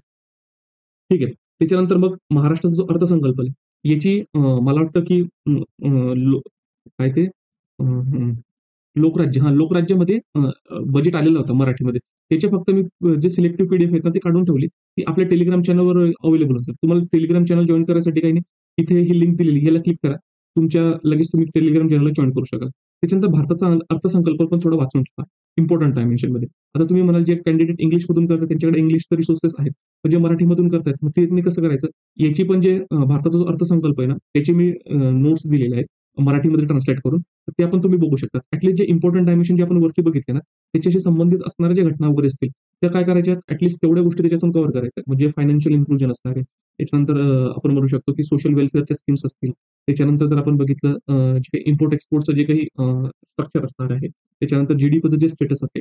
ह्या ज्या गोष्टी नवीन स्कीम्स वगैरे असतील, त्या काय करायच्या आहेत, ते बघायच्या आहेत. मग हा जो अर्थसंकल्प पण तो बघायचा आणि बजेट जो असेल, तो बजेट पण करायचा आहे. ठीक आहे. हे तिघही गोष्टी ज्या आहेत, इथे मी हा तर बजेट झाला. जो इकॉनॉमिक सर्व्हे. मी इकॉनॉमिक सर्व्हे संदर्भात पण बोलतोय. हा इकॉनॉमिक सर्व्हे पण काय करायचा आहे, थोडा व्यवस्थित बघून घ्यायचा आहे भारताचा. आणि त्याच्यानंतर आता इंग्लिशमधून जे लोकं प्रिपेअर करतायत ना, तर त्यांच्यासाठी काय बेसिक कॉन्सेप्ट जे कव्हर करायचे आहेत, तर तुम्ही रमेश सिंग वगैरे मधून किंवा श्रीराम आयसच्या नोट्स वगैरे असतील, त्याच्यातून करू शकता. पण महाराष्ट्राचा जो पॉइंट जे कव्हर करायचे आहेत, तर त्याला ना अल्टरनेट सोर्स नाही मित्रांनो. तर तुम्ही याच्यातून करू शकता. काहींकडे कोळंबे सरांचं वगैरे असेल, तर मला तर ते माहीत नाही. हे टॉपिक जर तुमच्या त्या पुस्तकामधून कव्हर होत असतील, त्याच्यातून करा. काही बंधन नाही. आणि जे महाराष्ट्र स्पेसिफिकसाठी जे डायमेन्शन आहे, हे इकॉनॉमी रिलेटेड ते तुम्हाला इथून काय करायचे आहेत, तर कव्हर करायचे आहेत. त्याच्यानंतर जिओग्राफी किंवा भूगोल. आता जिओग्राफी किंवा भूगोलमध्ये जर आपण बघितलं, याच्यामध्ये वेगवेगळे टप्पे. महाराष्ट्राच्या भूगोलसाठी 2 पुस्तकं आहेत. एक म्हणजे सौदी सरांचं किंवा दीपस्तंभचं आहे. दोन्हींपैकी कुठलं तरी एक यूज करा. जर सौदी सरांचं तुमच्याकडे ऑलरेडी असेल, तर हे जे राजकीय आणि प्रशासकीय संरचनात्मक नदी प्रणाली अ, प्रणाली हां, हे जरा चुकलंय. हवामान, वन, खनिज संपत्ती, मृदा आणि जलसिंचन, त्याच्यानंतर ऊर्जा संपत्ती, वाहतूक आणि पर्यटन व्यवस्था. हे जे मी हायलाइटेड पोर्शन्स आहेत ना, हे व्यवस्थित त्या ठिकाणी काय करायचे आहेत. आणि त्याच्यानंतर बऱ्याचशा गोष्टी मॅप बेसवर विचारल्या जातात. मग त्याच्यामध्ये आपण असेल तर रिव्हर असेल, त्याच्यानंतर खनिज संपत्ती असेल. आणि समजा तुम्हाला तुमच्याकडे हेच पुस्तक असेल, तुम्ही हे नाही केलं तरी चालतंय. आणि जर समजा तुमच्याकडे हे असेल, तर ॲटलीस्ट याच्यामधले जे मॅप्स वगैरे असतील, ते व्यवस्थित बघून घ्या. जे मॅप बेस्ड क्वेशन्स येतात किंवा कुठल्याही रिव्हरच्या बिसाइड्समध्ये कुठले सिटी वगैरे आहे. ठीक आहे. ते ज्या गोष्टी असतील, त्याच्यावर याला काय करायचं तर फोकस करायचे. हे 4 ते 5 टॉपिक. बाकीचे पोल्युशनचा आस्पेक्ट आहे किंवा तो कशातून कव्हर होणार आहे, तुम्ही जो इकॉनॉमीमध्ये करतायत ते आणि त्याच्यानंतर प्रदूषणचा वगैरे आस्पेक्ट आहे. तुम्ही तो एन्व्हायर्नमेंटमध्ये कव्हर कराल तो. त्याच्यानंतर आहे ना, जगाचा भूगोल. मग आता जगाच्या भूगोलमध्ये काही ठराविक गोष्टी विचारल्या जातात. पण ठराविक गोष्टींमध्ये जर आपण बघितलं तर खास करून आपण असं म्हणू शकतो की आणि प्राकृतिक भूगोल म्हणजे आता त्याच्यामध्ये यांनी फिजिकल जिओग्राफी पण मेन्शन केलेलं आहे. म्हणजे फिजिकल जिओग्राफी संदर्भात जे आपण पॉइंट्स मेन्शन केलेले होते. कुठली थेरी, कुठली काय, युनिव्हर्स कशा पद्धतीने एक्झिस्टमध्ये होतं, कुठल्या पद्धतीचे वेगवेगळे लँडफॉर्म्स आहेत, ते कशा काय पद्धतीने फॉर्म्स होतात. त्याच्यानंतर ओशन करंट्स वगैरे असतील ते. ठीक आहे. हे आणि खास करून याच्यामध्ये आपल्याला काय लक्षात द्यायचं आहे, वातावरण आणि हवामानशास्त्र याच्यामध्ये जे ट्रेड विंड्स असतील आणि लोकल विंड्स असतील त्याच्यावर क्वेश्चन्स विचारले जातात. ए-आय निनो, ला निना. बाकीचे तुम्ही नाही केलं तरी चालतंय. त्याच्यानंतर मग भारताचा भूगोलाचा जो काही दीपस्तंभ असा आहे, तर तो हे मराठीमधून मी सांगतोय. भारताचा राजकीय आणि प्रशासकीय, प्राकृतिक भूगोल, भारत भूगर्भ रचना, नदी प्रणाली, हवामान, मृदा, कृषी, नैसर्गिक खन, पर्यावरण, खनिज व ऊर्जा साधन आणि उद्योग. हे जर तुमच्याकडे 34 सरांचं पुस्तक असेल तर त्याच्यातून करा. हे टॉपिक्स पण समजा तुमच्याकडे 34 सरांचं किंवा अल्टरनेट कुठलं पुस्तक असेल तर त्याच्यातून करा. पण ॲटलीस्ट हे पॉइंट्स आणि जे आपण प्रिव्हियस इयर क्वेश्चन पेपर जे पीडीएफमध्ये तुम्हाला दिसतील, ते पॉइंट्स मिस होता कामा नये. आता जे डोळ्यासमोर दिसले म्हणून मी हे लिहिलं. यांचं रेकमेंड केल्यानंतर मला काही कमिशन भेटणार नाहीये. त्याच्यानंतर आपण जे इंग्लिशमधून प्रिपेअर करतात. आता इंग्लिशमधून प्रिपेअर करत असाल, तर फिजिकल जिओग्राफीसाठी जे असेल 11th standard N-C-R-T more than enough आहे. त्याच्यानंतर ज्यावेळेस तुम्हाला जर जी-सी लाँग करायचं असेल, तर जी-सी लाँगमध्ये लॅटिट्यूड, लॉन्जिट्यूड त्याच्यानंतर जो काही टाईम झोनचा आस्पेक्ट आहे आणि मला ती इंटरनॅशनल डेट लाईन आहे, तो कन्सेप्ट त्याच्यामधून करा. आणि त्याच्यानंतर जे काही आपण असं म्हणू शकतो विंड्स आहेत, लोकल विंड्स वगैरे तेवढं त्याच्यामधून सिलेक्टिव्ह पार्ट करायचा. बाकीचा जो फिजिकल जिओग्राफी आहे 11th स्टँडर्डची एन-सी-आर-टी ती मोर दॅन इनफ आहे. त्याच्यानंतर इंडियन जिओग्राफी कव्हर करण्यासाठी ना 9th ची एन-सी-आर-टी, 10th ची एन-सी-आर-टी आणि 12th ची इंडियन जिओग्राफीची एन-सी-आर-टी ती अगदी व्यवस्थित करा. त्याच्याबरोबर बऱ्यापैकी क्वेश्चन जे ते इंडियन जिओग्राफीचे तुमचे टॅकल होऊन जातील. त्याच्यानंतर समजा मग आता जे कॅन्डिडेट इंग्लिशमध्ये प्रिपेअर करतात त्यांना जर महाराष्ट्राची जिओग्राफी जर प्रिपेअर करायचं असेल, तर हे तुम्हाला मराठीमधून तेवढा पार्ट कव्हर केल्याशिवाय काही गत्यंतर नाही मित्रांनो. कारण की अल्टरनेट सोर्स मला तरी अजून काही बघण्यात नाही की जो म्हणजे एमपीएससीसाठी इंग्लिशमध्ये आहे असेल. त्याच्यानंतर मग जे काही मॅपिंग रिलेटेड क्वेश्चन्स विचारले जातात, खास करून वर्ल्ड जिओग्राफीवर जे प्लेसेस विचारले जातात किंवा प्लॅटीज विचारले जातात, त्याच्यासाठी आपल्याला काय असलं पाहिजे, हे जे अॅटलास आहे ना, हा अॅटलास आपल्याकडे असला पाहिजे. तर अॅटलासवर त्या गोष्टी काय करायच्या तर बघायच्या आहेत. म्हणजे Oxford student atlas for mapping आणि ठीक आहे. त्याच्यानंतर पर्यावरण. मग पर्यावरण जे असेल तर मराठीमध्ये तुषार घोरपडे सरांचा आहे आणि त्याच्यानंतर एन्व्हायर्नमेंट बाय शंकर आहे. आता याची इंडेक्स मला भेटली नाही म्हणून मी ते टिक मार्क मला काही ते करता आलं नाही. बाकीच्यांचे इंडेक्स मला भेटले म्हणून मी त्याच्यावर काय केलं तर टिक मार्क करून दिलं. कुठले चॅप्टर करायचे. पण जे तुम्हाला सांगितलेत आपल्या अनालिसिसमध्ये ते जर तुम्ही बघितले तर सुरुवातीचे जे काही बेसिक चॅप्टर्स असतात तेच आपल्याला काय जास्त मोठ्या प्रमाणावर काय करायचे तर फोकस करायचे आहेत. ते तुम्हाला लक्षात येतील. नंतर भारताचा इतिहास. आता भारताच्या इतिहासामध्ये मग 3 ते 4 टप्पे पडतात. याच्यामध्ये मग एन्शियंट, मिडायव्हल, मॉडर्न आणि महाराष्ट्राची हिस्ट्री असेल ती. पुन्हा प्राचीन भारताचा इतिहास आर.एस. शर्मा करा. काही जण लुसेंटमधील लुसेंट करा. त्याच्यानंतर इंग्लिश, मराठी जी असेल आर.एस. शर्मा दोघांमध्ये अवेलेबल आहे. त्याच्यानंतर Maharashtra state board books 6th आणि 11th स्टँडर्ड हे बोथ इंग्लिश आणि मराठीमध्ये पण अवेलेबल आहे. त्याच्यानंतर आपल्या ज्या नोट्स आहेत, कैवल्य सिव्हिल सर्व्हिसेस मेंटल सबच्या ते पण इंग्लिश आणि मराठीमध्ये आहे. आपलं जो काही आहे तर हिस्ट्रीची बॅच चालू आहे जीएस जी तुम्हाला प्रिलिम्स आणि मेन्स दोघांना कामात पडणार आहे. तर लेक्चर झाल्यानंतर म्हणजे शेवटी जे तर तुम्हाला त्याचं काय थोडं डिस्क्रिप्शन देतो की कोर्स काय आहे. ठीक आहे. हा जस्ट रेफरन्स मटेरियल. त्याच्यानंतर मध्ययुगीन भारताच्या इतिहासासाठी सतीशचंद्र इंग्लिशमध्ये आणि मराठी दोघींमध्ये अवेलेबल आहे. काही जण लुसेंट जीके वगैरे म्हणतात. तुमच्या हिशोबाने तुम्ही बघू शकता. आणि कव्हर करत असताना कशी डेप्थ किती असली पाहिजे ते ऑलरेडी आपण बघितली. स्टेट बोर्डाचं 7th एनसीईआरटी आणि 11th स्टँडर्ड जे स्टेट बोर्ड आहे त्याच्यामध्ये शेवटचे 2-3 चॅप्टर दिलेले आहेत. हे इंग्लिश आणि मराठी दोघींमध्ये अवेलेबल आहे. पुन्हा आपल्या क्लासचे काय बोलले civil services mentors of for जे काही क्लासेसच्या नोट्स आहेत त्या आपल्याकडे अवेलेबल आहेत. ज्यांना क्लास लावायचा ते त्याच्यासाठी लावू शकतात. हे तुमचं प्रिलिम्स आणि मेन्स दोघी त्याच्यामध्ये काय कव्हर होणार आहे, इन्क्लुडिंग वर्ल्ड जिओग्राफी. आधुनिक भारताचा इतिहास, महाराष्ट्राचा इतिहास याच्यामध्ये. पुन्हा समाधान महाजन सरांचं कन्सोलिडेटेड बुक आहे म्हणून मी सांगितलं. हे अॅनालिटिकल एक्झामसाठी एवढे रिलेव्हंट नाहीये, पण ऑब्जेक्टिव्ह एक्झाम आहे त्याच्यासाठी प्रिलिम्ससाठी तुम्ही म्हणत आहात म्हणून मी इथं मेन्शन केलं. याच्या व्यतिरिक्त तुमच्याकडे दुसरं कुठलं असेल तुम्ही रेफर करत असाल you can go for it. त्याच्यानंतर स्टेट बोर्ड जी असेल 8th आणि 12th स्टँडर्ड हे रीड करू शकतात. त्याच्यानंतर मग आपल्या क्लासच्या नोट्स आहेत त्या पण जर तुम्ही कोर्स जॉईन केला तर तुम्हाला त्या सगळ्या गोष्टी भेटणार आहेत. हे दुसरं बाकी काही करायचं तुम्हाला काही गरज पडणार नाही. आणि त्याच्यानंतर जे कॅन्डिडेट्स इंग्लिशमधून प्रिपेअर करतात मग त्यांच्यासाठी स्पेक्ट्रम बेस्ट थिंग आहे. मग याला काही रिप्लेस करण्याची गरज नाहीये. आता पुन्हा जेव्हा हे जे काही समाधान महाजन सरांचं पुस्तक आहे त्याची इंडेक्स मी या ठिकाणी दिली. याच्यामध्ये महाराष्ट्राचा आणि त्याच्यानंतर आपण म्हणू शकतो भारताची जी काही हिस्ट्री ती हिस्ट्री सगळे दिलेली आहेत आणि आतापर्यंत जेवढे टॉपिक्स विचारलेत ना त्याच्यानुसार मी इम्पॉर्टंट कुठले ते हायलाइट करून ठेवले. हा जो दुसरा चॅप्टर आहे ना आधुनिक भारताचा इतिहास मग शिक्षण असेल, शिक्षण विषयक आयोग समित्या वगैरे असतील, वृत्तपत्र असतील, ठीक आहे. हे इम्पॉर्टंट आहे. हे करू शकतात. प्रबोधन काळ म्हणजे सोशल रिफॉर्म्स असतील. हे पण काय याच्यामध्ये इम्पॉर्टंट आहे. मग राजा राममोहन रॉय, ब्राह्मो समाज, प्रार्थना समाज, सत्यशोधक समाज, ठीक आहे. त्याच्यानंतर Arya Samaj, Ramakrishna mission, theosophical society हे पूर्ण चॅप्टर काय तर इम्पॉर्टंट आहे. त्याच्यानंतर वसाहत शासनातील भारतीय अर्थव्यवस्था एकदा वाचून घ्या. खास करून हे जे म्हणजे ब्रेन ऑफ वेल्थ थेरी आहे ती इम्पॉर्टंट आहे. त्याच्यानंतर भारताचं राष्ट्रवादाचं उदय आणि विकास हे इम्पॉर्टंट आहे. खास करून इंडियन नॅशनल काँग्रेसचे जे एस्टॅब्लिशमेंट होते त्या कार्यकाळामध्ये. त्याच्यानंतर जर आपण आणि जे महत्वाचे पर्सनॅलिटीज आहेत, पर्सनॅलिटीजवर त्यांनी क्वेश्चन्स विचारले म्हणून एकदा दोनदा जे आहेत हे या ठिकाणी काय करायचे आहेत, तर वाचून घ्यायचे आहेत. ब्रिटिश शासनाविरुद्ध झालेले जे उठाव आहेत, याच्यावर पण क्वेश्चन विचारतात. मग शेतमजुरांचे उठाव, आदिवासींचे उठाव व्यवस्थित करायचे आहेत. 1857चा उठाव करायचा आहे, पर्सनॅलिटीज करायचे, कोणी कुठून काय कंट्रीब्युशन दिलंय, महाराष्ट्रातून कोण कुठून काय कंट्रीब्युशन दिलंय, हे सगळा कंटेंट तुम्हाला एका ठिकाणी भेटून जाईल. त्यानंतर क्रांतिकारी चळवळ जे असतील ते कुठले आहेत, ते व्यवस्थित करायचे आहेत. साम्यवादीचा जो उठाव चळवळ आहे ते पण करायचं, कारण एम एन रॉय संदर्भात विचारले गेलेले आहेत, तर मी पूर्ण विचारलं जाऊ शकतो. एकदा वाचायला काही गांधीयुग मोस्ट इम्पॉर्टंट. ठीक आहे, याच्यावर काय आहे, तर ते रीड करायला म्हणजे पॉइंटर फॉर्मॅटमध्ये आणि ते फॉर्मॅटमध्ये असल्यानंतर काय इम्पॉर्टंट असतं. नंतर मग या ठिकाणी जे डिफरंट लॉज पास झालेले आहेत ना, याच्यामध्ये खास करून शेवटचे 3 लॉज आहेत. म्हणजे भारतीय परिषद कायदा असेल, भारतीय सरकार कायदा असेल आणि भारतीय शासन कायदा असेल. हे थोडं व्यवस्थित रीड करा. हे तुम्हाला थोडं जर पॉलिटीमध्ये हिस्टॉरिकल बॅकग्राऊंडवर जर क्वेश्चन आला, तर मे बी हे तुम्हाला तिथे पण कामात पडतील. त्याच्यानंतर सामुदायिक विकसन भारताची फाळणी. आता मग याच्यामध्ये सय्यद अहमद खान, अलीगड चळवळ, मोहम्मद इक्बाल, रहमत अली चौधरी, मोहम्मद अली जिना, हिंदू सभा आणि राजकारण. एकदा दोनदा रीड करून घ्या. पर्सनॅलिटी इम्पॉर्टंट आहे. कुठे काय त्यांचं काय कंट्रीब्युशन असेल ते विचारलं जाऊ शकतं. त्याच्यानंतर 1940 पासून ते 1947 ची डेव्हलपमेंट आहे. It is most important. हे क्रोनॉलॉजिकल ऑर्डरमध्ये विचारलं जाऊ शकतं. कधी काय गोष्ट घडली ते स्वातंत्र्योत्तर भारत नाही करायचा. तुम्हाला गरज नाही. एखाद 2 क्वेश्चन आला सोडून द्या.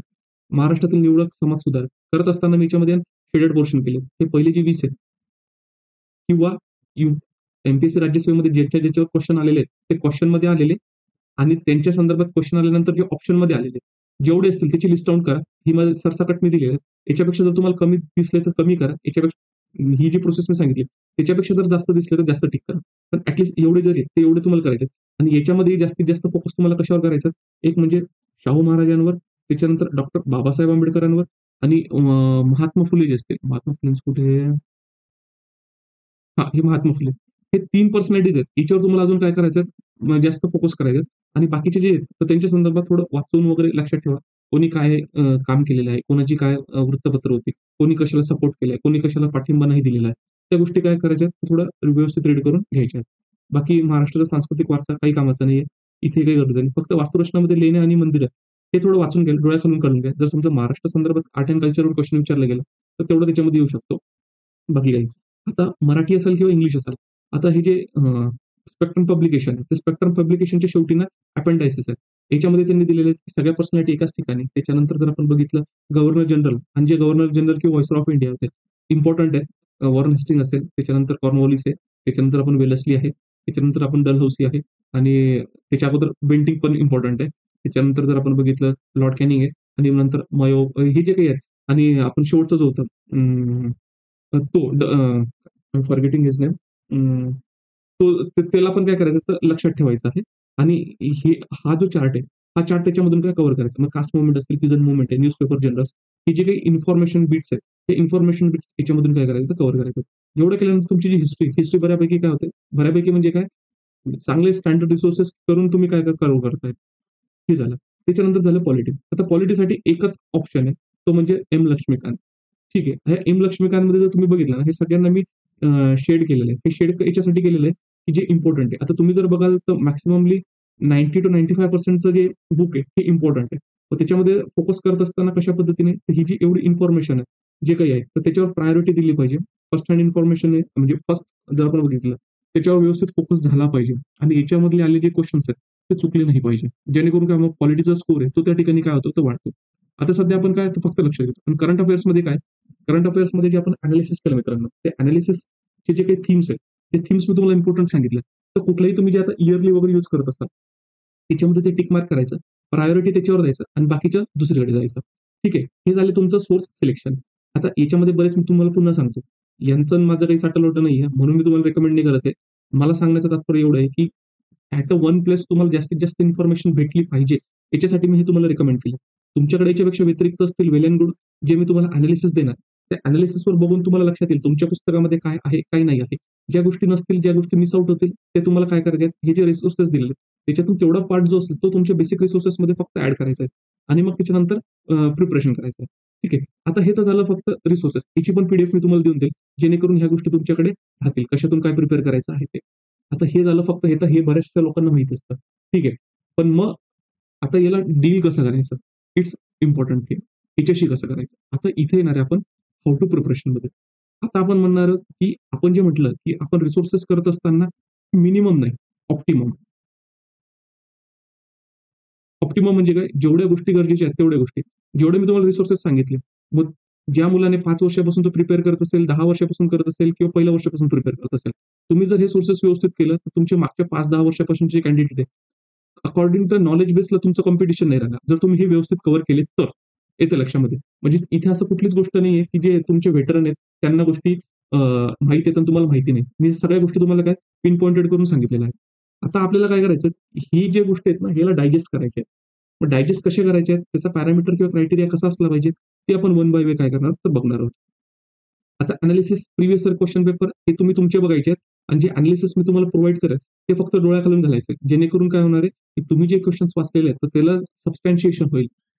ठीक आहे. त्याच्यानंतर मग आता जे सिलेक्शन आहे, optimum resources revise the maximum. Maximum म्हणजे किती ते आता आपण पुढे बोलणार आहोत.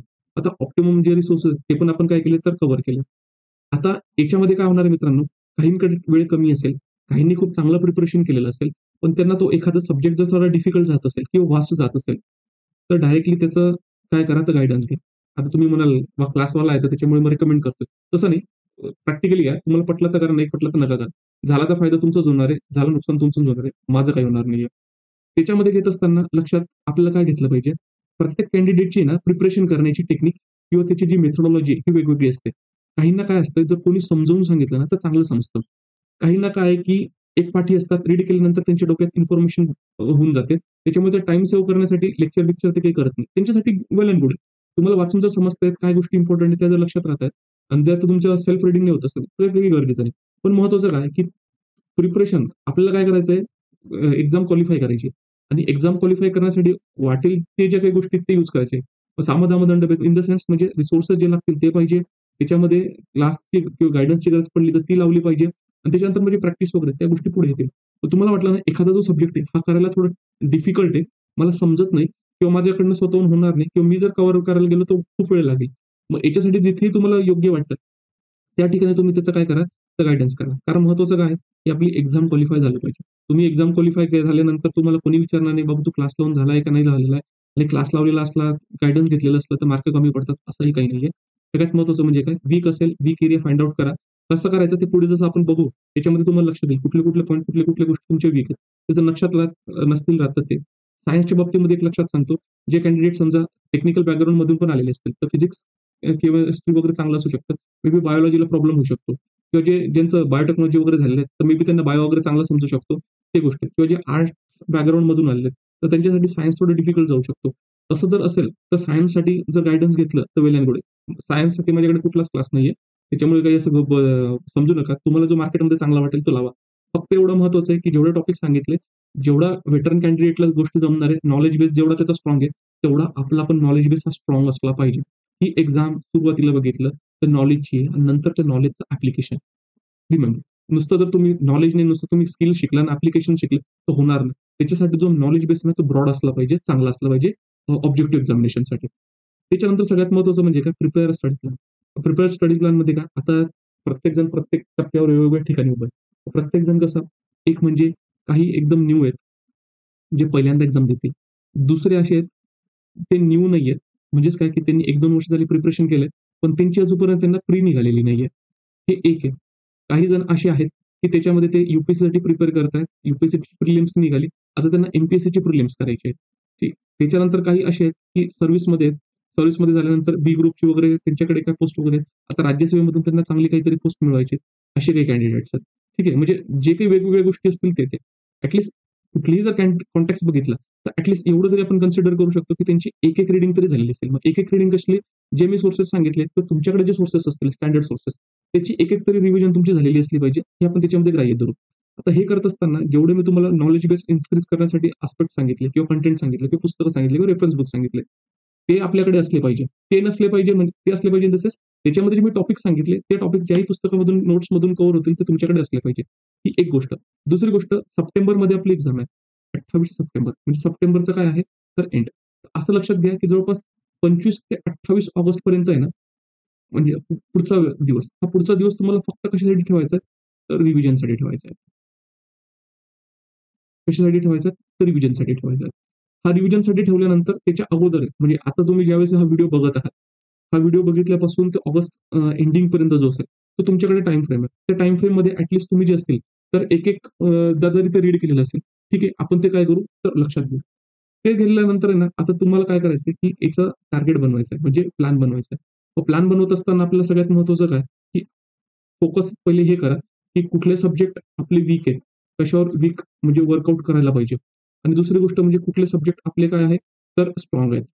स्ट्रॉंग म्हणजे जसं बघितल्यानंतर आपल्याला लक्षात येतं, की आपण या गोष्टी कव्हर करू शकतो. वाटणं आणि असणं डिफरन्स आहे. ते कशावर कळतं, ज्यावेळेस आपण एक्झाम वगैरे देतो, त्यावेळेस लक्षात येतं. मग हे केल्यानंतर मग कशाला जास्त वेळ द्यावा लागेल, कशाला कमी वेळ द्यावा लागेल, हे आपल्याला त्याच्यामध्ये समजायला लागतं. मग आपल्याला जेवढा तुमच्याकडे टाईम उरलेला आहे, कशाच्या अगोदरपर्यंत, हे ऑगस्टच्या एंडिंगपर्यंत, तो लक्षात घ्यायचा. त्याच्यामध्ये मंथली, त्याच्यानंतर बाय विकली, वीकली आणि डेली याचे आपल्याला काय करायचे तर सेशन्स बनवायचे किंवा तुमचा जो प्लॅन आहे तो प्लॅन बनवायचा आहे. तुमचा परफेक्ट प्लॅन असेल, तुमच्या मेंटरने सांगितलेला असेल तर वेल अँड गुड. नसेल समजत तुम्ही मला कॉन्टॅक्ट करू शकता. मी तुम्हाला त्याच्यामध्ये हेल्प करू शकतो. त्याच्यानंतर सगळ्यात महत्त्वाचं म्हणजे ज्यावेळेस तुम्ही प्लॅन करत असाल, तर त्याच्यामध्ये तुम्हाला डोक्यात काय लक्षात ठेवायचं, ज्या गोष्टी रिसोर्सेस आहेत त्या व्यवस्थित झाल्या पाहिजे. त्याच्यानंतर दुसरी गोष्ट म्हणजे काय, याच्यामध्ये तुम्हाला प्रॅक्टिस पण करायची आहे. आणि प्रॅक्टिस करत असताना याच्यामध्ये तुमचे रिव्हिजन्स आहेत, ते रिव्हिजन्स पण येतील. म्हणजे पहिली रीडिंग जर तुमची झालेली असेल, तर मग दुसरी, तिसरी, चौथी तेवढ्या रीडिंग्स पण त्याच्यामध्ये येणार आहेत.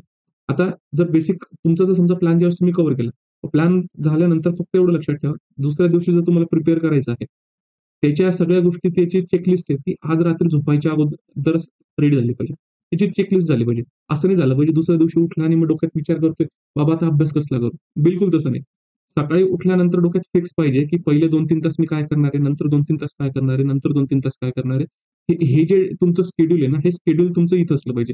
तर तुम्ही प्लॅनिंग सकाळी केली, ज्या दिवशी तुम्ही प्रिपरेशन करताय, तर तुमचा अर्धा दिवस, पूर्ण दिवस खराब होतो. तसं करू नका. ही एक गोष्ट झाली. ठीक आहे, म्हणजे उद्या आणि त्याची चेकलिस्ट काय करायची, दुसरा दिवस झाल्यानंतर तुम्ही जी अगोदरच्या दिवशी चेकलिस्ट बनवलेली होती, ती चेकलिस्ट तुम्ही काय करतायत, तर फॉलो करतायत का नाही फॉलो करतायत किंवा तुमच्याकडनं त्या गोष्टी मीट होत आहेत का नाही होत आहेत, हे याच्यामध्ये काय करायचं तर लक्षात ठेवायचं.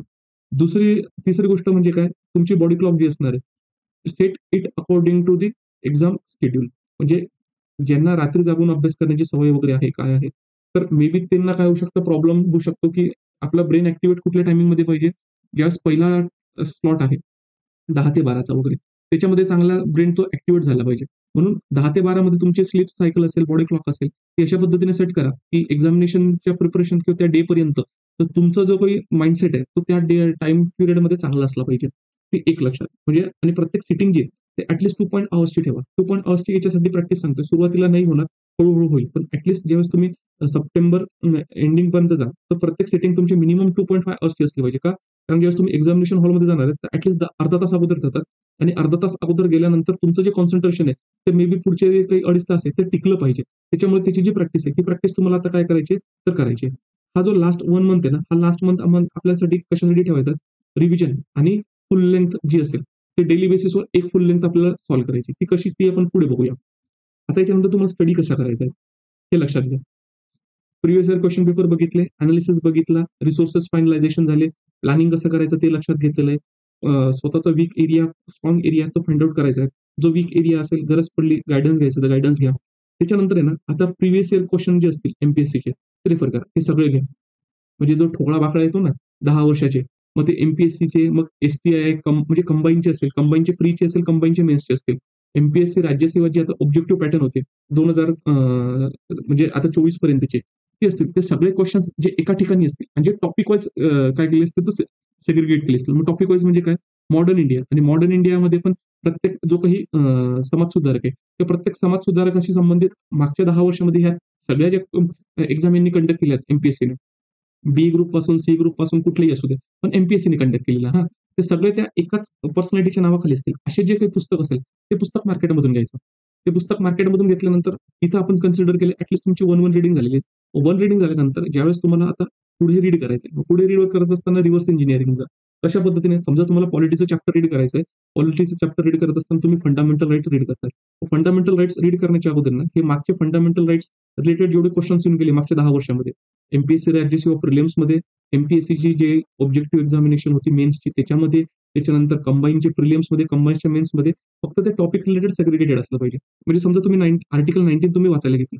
आर्टिकल 19 वाचायला घेतलं ना, मागच्या 10 वर्षांमध्ये जेवढे क्वेश्चन्स आलेत ना, ते डायरेक्ट सोडवण्याचा प्रयत्न करायचे. पहिले तुमचे 1-2 रीडिंग झाले असतील त्या बेसिसवर. आता काय होईल, तुमच्या ब्रेनला आहे ना, हा तो थोडा ट्रेन करायला लागेल. तुम्ही अटकाल कुठे अटाल? जर समजा तुमचे जे सब प्रोव्हिजन्स आहेत. मग आता सब प्रोव्हिजन्स मध्ये जर बघितलं की freedom of speech and expression. मग आता याच्यामध्ये जे 8 पॅरामीटर्स आहेत. ते 8 पॅरामीटर्स कुठले आहेत की ज्याच्यावर जे काही गव्हर्नमेंट असेल, ते व्यक्तीच्या फ्रीडम ऑफ स्पीच आणि एक्सप्रेशनवर काय तर बंधन टाकू शकतं. मग काही वेळेस तुम्ही ते मे बी वाचलेलं असेल तर तुम्हाला जमेल. नाही वाचलेलं असलं तर तुम्हाला क्लिक होईल. अरे हे अशा पद्धतीने विचारलेलं आहे. कारण की ते तुमच्या ब्रेनला काय करणार स्क्रॅच करणार आहे. पुढे पुन्हा तसे क्वेशन्स काय करायचे रीड करायचे. हे झाल्यानंतर तुमच्या मनामध्ये काय होणार आहे? तुमची इन्साईट क्रिएट की कुठले फॅक्ट्स, कुठल्या गोष्टीवर आपल्याला आर्टिकल 19 संदर्भात काय करायचं लक्षात ठेवायचे. एवढे डायमेन्शन जेवढे तुमच्या मागच्या प्रिव्हियस इयर क्वेश्चन पेपरमध्ये समजा 30, 40, 50 जेवढे क्वेश्चन्स आलेले असतील आर्टिकल 19 संदर्भात, तेवढे जर तुम्ही व्यवस्थित लक्षात ठेवले आणि एक्झामिनेशन हॉलमध्ये तुम्ही गेलात, तर हा क्वेश्चन तुमचा चुकणार नाही. चुकणार नाही इन द सेन्स कॉम्पिटिशनमध्ये तुम्ही बाहेर राहणार नाही. म्हणजेच काय एकदम वेटरन कॅन्डिडेट आहे, सिलेक्टेड आहे. ठीक आहे, ऑब्जेक्टिव्ह एक्झामिनेशनमध्ये आणि तो प्रिलिम्सला आला. तो प्रिलिम्सला आल्यानंतर त्याने खूप चांगलं प्रिपरेशन केले. समजा हा क्वेश्चन जर सगळ्यांचा चुकत असेल, कारण काय एक तर तुम्ही जे रिसोर्सेस रेफर करता, तर त्याच्या आउटसाइड आलेला असेल, एकदम बाउन्सर टाकला असेल, तर त्यांनाही जमणार नाही, तुम्हालाही जमणार नाही. म्हणजेच काय याच्यावर कॉम्पिटिशन राहणार नाही. हां, पण हा क्वेश्चन असा आला, की जो प्रिव्हियस इयर क्वेश्चन पेपरवरून फ्रेम झालेला आहे, तर तुमचे जे सोर्सेस आहेत त्याच्यावरून फ्रेम झालेला आहे. तर तुम्ही कशामध्ये राहणार आहेत? तर रेसमध्ये राहणार आहेत. हे तुम्हाला कशासाठी करायचे आहेत? खास करून हे जे 4 कोर सब्जेक्ट म्हणजे 4-5 core subject from the perspective prelims. मग आता याच्यामध्ये असेल तर सायन्स. सायन्समध्ये मस्ट करा. आता सायन्समध्ये बघितलं तर कंपॅरेटिव्ह बाकीच्या सब्जेक्टपेक्षा क्वेश्चन कमी होऊन जातात. कारण काय मेन्सला सायन्सचा एवढा रोल नसतो. तो प्रिलिम्समध्येच असतो. हे क्वेश्चन्स एमपीएससीचे जे असतील, ते चुकलेच नाही पाहिजे. जे मी हायलाइट करून दिलेले पार्ट आहे ना खास करून, की त्याच्यावर जास्त फोकस करा. तर पहिली प्रायोरिटी ही त्याच्यावर द्यायची. त्याच्यानंतर जर आपण बघितलं तर हिस्ट्री. मग हिस्ट्रीमध्ये जर आपण बघितलं तर एन्शियंट अँड मिडिव्हल जे असेल, ते फक्त राज्यसेवेच्या प्रिलिम्सला आहे. बाकी कशालाच नाही येत ते. मग त्याच्यानंतर जर आपण बघितलं मॉडर्न आणि महाराष्ट्राची जिओग्राफी सगळेच करायचे आहेत का तिथे? तर नाही. जे तुम्हाला ग्रीन म्हणजे बोल्ड याच्यामध्ये दिली. बोल्ड याच्यामध्ये देत असताना कशावर फोकस करायचे? खास करून जे काही पर्सनॅलिटीज असतील त्याच्याशी संदर्भात क्वेश्चन. त्याच्यानंतर जर आपण बघितलं जे काही समाजसुधारक असतील त्यांच्या संदर्भात क्वेश्चन. समजा महात्मा फुलेंसंदर्भात मी सांगितलं, की त्यांच्यावर क्वेश्चन विचारले जातात. मागच्या 10 वर्षामधले जर तुम्ही पूर्ण क्वेश्चन व्यवस्थित करून घेतलं, त्या बुकमधलं कंटेंट कव्हर करून घेतलं, म्हणजे ॲट लक्षात घ्या, की तुमचं जर म्हणजे तुमचं बरोबर यायलाच पाहिजे त्या ठिकाणी. आणि जर तुमचं बरोबर नाही आलं ना, तर कोणाचंच बरोबर येणार नाही. का? कारण की तुम्ही एवढं प्रिपरेशन केलंय, जे मागचे वेटरन वगैरे पण प्रिपेअर करतायत ना, तर त्यांच्या इक्विव्हॅलंट केलंय. म्हणजे तुम्ही रेसमध्ये बाहेर नाही राहणार. तुम्ही रेसमध्ये मागे नाही पडणार.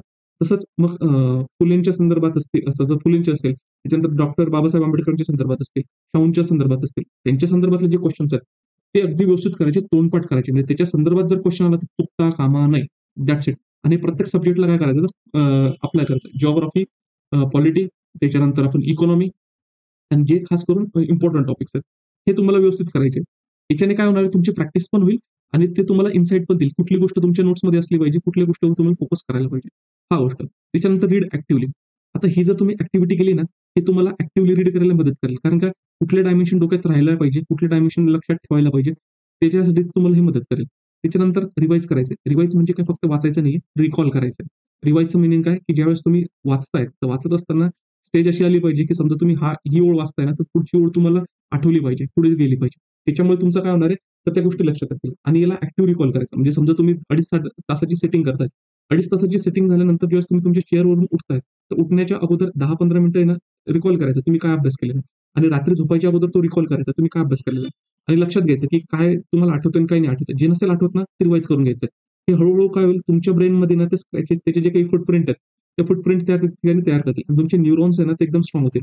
ते न्यूरॉन्स स्ट्रॉंग झाले, ते जनरेट झाले, ती तुमची जी इन्फॉर्मेशन तुमच्या न्यूरॉन्समध्ये जर फीड झाली, तर ती बरोबर तुम्हाला काय तुमच्या एक्झामिनेशनमध्ये काय तर कामात पडणार आहे. आणि सगळ्यात महत्त्वाचं म्हणजे मेक शॉर्ट नोट्स. लगेच नाही करायच्या शॉर्ट नोट्स. हे जे सांगेल तुम्ही एकदा रीड करून झाले किंवा तुमचं दोनदा रीड करून झालंय. त्याच्यानंतर तुम्ही हे जे प्रिव्हियस इयर क्वेश्चन पेपर आहे 10 ते 10 वर्षाचे व्यवस्थित वाचून घेतले. त्याच्यानंतर पुन्हा इथं काय करायचं तुमचे प्रिव्हियस इयर तुमचं स्टडी मटेरियलला काय करायचं तर जायचं आणि जी ॲडिशनल इन्फॉर्मेशन हे बाकीच्या प्रिव्हियस इयर क्वेश्चन पेपरमध्ये विचारलेली असेल, ती पण तुमच्या उत्तरामध्ये म्हणजे पुस्तक जे असेल त्याच्यामध्ये उतरून घ्यायची. ती उतरवल्यानंतर ज्यावेळेस तुम्ही नंतर पुन्हा रीड करा. रीड करत असताना previous year question paper read करायचं आणि प्रत्येक वेळेस रीड करत असताना तुमचं हे मेथड असणार आहे. तुम्ही पहिले हे मागच्या 10-12 वर्षामध्ये आलेले क्वेश्चन पेपर रीड कराल आणि नंतर तुमच्या पुस्तकाला तुम्ही हात लावाल. म्हणजे प्रत्येक वेळेस ते तुम्हाला रिव्हिजिट करेल आणि ही प्रोसेस तुमची मिनिमम 2दा झाल्यानंतर मग तुमच्या नोट्स आहेत. मायक्रो नोट्स काढा आणि ह्यावेळेस मायक्रो नोट्स म्हणजे काय? तुम्हाला पूर्ण लिहायचं नाहीये. तुम्हाला लक्षात येईल. कुठल्या गोष्टी तुम्हाला प्रत्येक वेळेस लक्षात राहतात आणि कुठल्या गोष्टी मला लक्षात नाही राहत. मग तेवढ्याच गोष्टी तुमच्या ज्या मायक्रो नोट्स आहेत, त्या मायक्रो नोट्समध्ये करायच्या. म्हणजे पूर्ण पॉलिटिक्स जरी तुम्हाला प्रिपरेशन करायचं म्हटलं, तरी त्याचे जे नोट्स निघतील ते 30-35 पेजेसच्या वरती नाही निघणार आणि तेवढाच याच्यामधून तुमचा जो काही म्हणजे एक्झाममध्ये येणारे जे काही कंटेंट आहे, तेवढं तुमच्या 30 मी खूप जास्त सांगितले. 30 किंवा 40 पेजेस मधूनच काय तुमचे जे 15 क्वेश्चन्स आहेत ते त्या ठिकाणी येतील. पण त्याच्यासाठी ही मेथड ही मेथड तुम्हाला काय करायची तर अवलंबवायची आहे. ठीक आहे. आता त्याच्यानंतर की तुम्ही म्हणाल की किती रिव्हिजन्स करायला पाहिजे आपल्या सोर्सेसच्या. सोर्सेसच्या मिनिमम 5 ते 6 करा. तुम्ही लगेच घाबरून जाल. टाईम एवढा कमी आणि कशा पद्धतीने. मी जर मेथड तुम्हाला जी सांगितली, ती मेथड तुम्हाला कंप्लीट करायला 2 महिने लागतात. 2 महिने तुमचे ऑगस्ट एंडिंग पर्यंत होतात. आणि जर तुमच्या प्रत्येक सब्जेक्टच्या 30-40 पेजेसच्या जर नोट्स झाल्या, तर मी तुम्हाला सांगतो की 30-40 पेजेसच्या नोट्स वाचायला ना तुम्हाला हार्डली 1 ते 2 तास लागतील. आणि तुम्ही जर विचार केला की प्रत्येक जो काही सब्जेक्ट असेल, तर तुम्ही दिवसाला आहे ना, तर एक वेळेस रिवाईज करू शकाल. म्हणजे आपण 1 दिवसाला नाही समजून घ्या. प्रत्येक 2 दिवसाला तुम्ही एक सब्जेक्ट रिवाईज करा किंवा प्रत्येक 3 दिवसाला किंवा 5 दिवसाला एक सब्जेक्ट रिवाईज करा. प्रत्येक 5 दिवसाला जर तुम्ही एक सब्जेक्ट रिवाईज करताय, तुमच्या 5 ते 6 रीडिंग्स किंवा जे काही रिव्हिजन्स आहेत, ते तुमच्या फक्त सप्टेंबरमध्येच होणार आहे. त्याच्यामुळे तुम्ही इथं घाबरून जाऊ नका. हे तुमचे व्यवस्थित होतील. त्याच्यानंतर आहे, क्रायटेरिया काय ठेवायचा? एक लक्षात घ्या. तुमच्या सोर्समधून जर क्वेशन फ्रेम होत असेल किंवा जो क्वेशन फ्रेम झालेला आहे, त्याच्या संदर्भातली इन्फॉर्मेशन तुमच्या सोर्सेस म्हणजे स्टडी मटेरियलमध्ये असेल, ती चुकता कामा नये. बिलकुल नाही. म्हणजे तुम्हाला हे तर तुम्ही एकदम गळ्याला म्हणजे डोक्यात गाठच बांधून घ्यायची आहे, की मी जो सोर्स रेफर करतोय, त्याच्यावर जर मला असं असं पिळून प्या त्याला, की जर समजा त्याला जर विचारलं अर्ध्या झोपेमध्ये तुम्हाला किंवा एकदम तुम्ही फार एकदम थकलेले आहात. जरी विचारलं, की त्याचं उत्तर सांग, तर तुमच्या डोक्यामध्ये ते लगेच क्लिक झालं पाहिजे. म्हणजे ह्या पद्धतीने तुम्हाला तुमचे जे सोर्सेस आहेत ते घुटून पाहिजेत. म्हणून मी तुम्हाला देत असताना हे बाकीच्या पब्लिकेशनचे वगैरे जरी असले, तरी ॲट वन प्लेस सगळ्या इन्फॉर्मेशन अवेलेबल आहे. म्हणून मी तुम्हाला काय केलंय ते रिकमेंड केलं. आणि याच्यामध्ये तुम्ही ज्यावेळेस प्रिव्हियस इयर क्वेश्चन पेपर एमपीएससीचे मागचे 10 वर्षाचे ॲड करा. सगळे B group, C group, D group वगैरे त्याला काही लक्ष नका देऊ. महत्वाचं आपल्याला प्रॅक्टिस आहे. आणि बाकीच्या प्रायव्हेट प्रॅक्टिसपेक्षा हे क्वेश्चन्स कधी काय तर बेटर क्वालिटीचे. ते मे बी सी ग्रुपचे किंवा बी ग्रुपचे असेल. पॅटर्नसाठी जाऊ नका, इन्फॉर्मेशनसाठी जा. पॅटर्न लक्षात घ्यायचं असेल तर आपल्याला एमपीएससी राज्य सेवेचेच लक्षात घ्यायचे आहेत.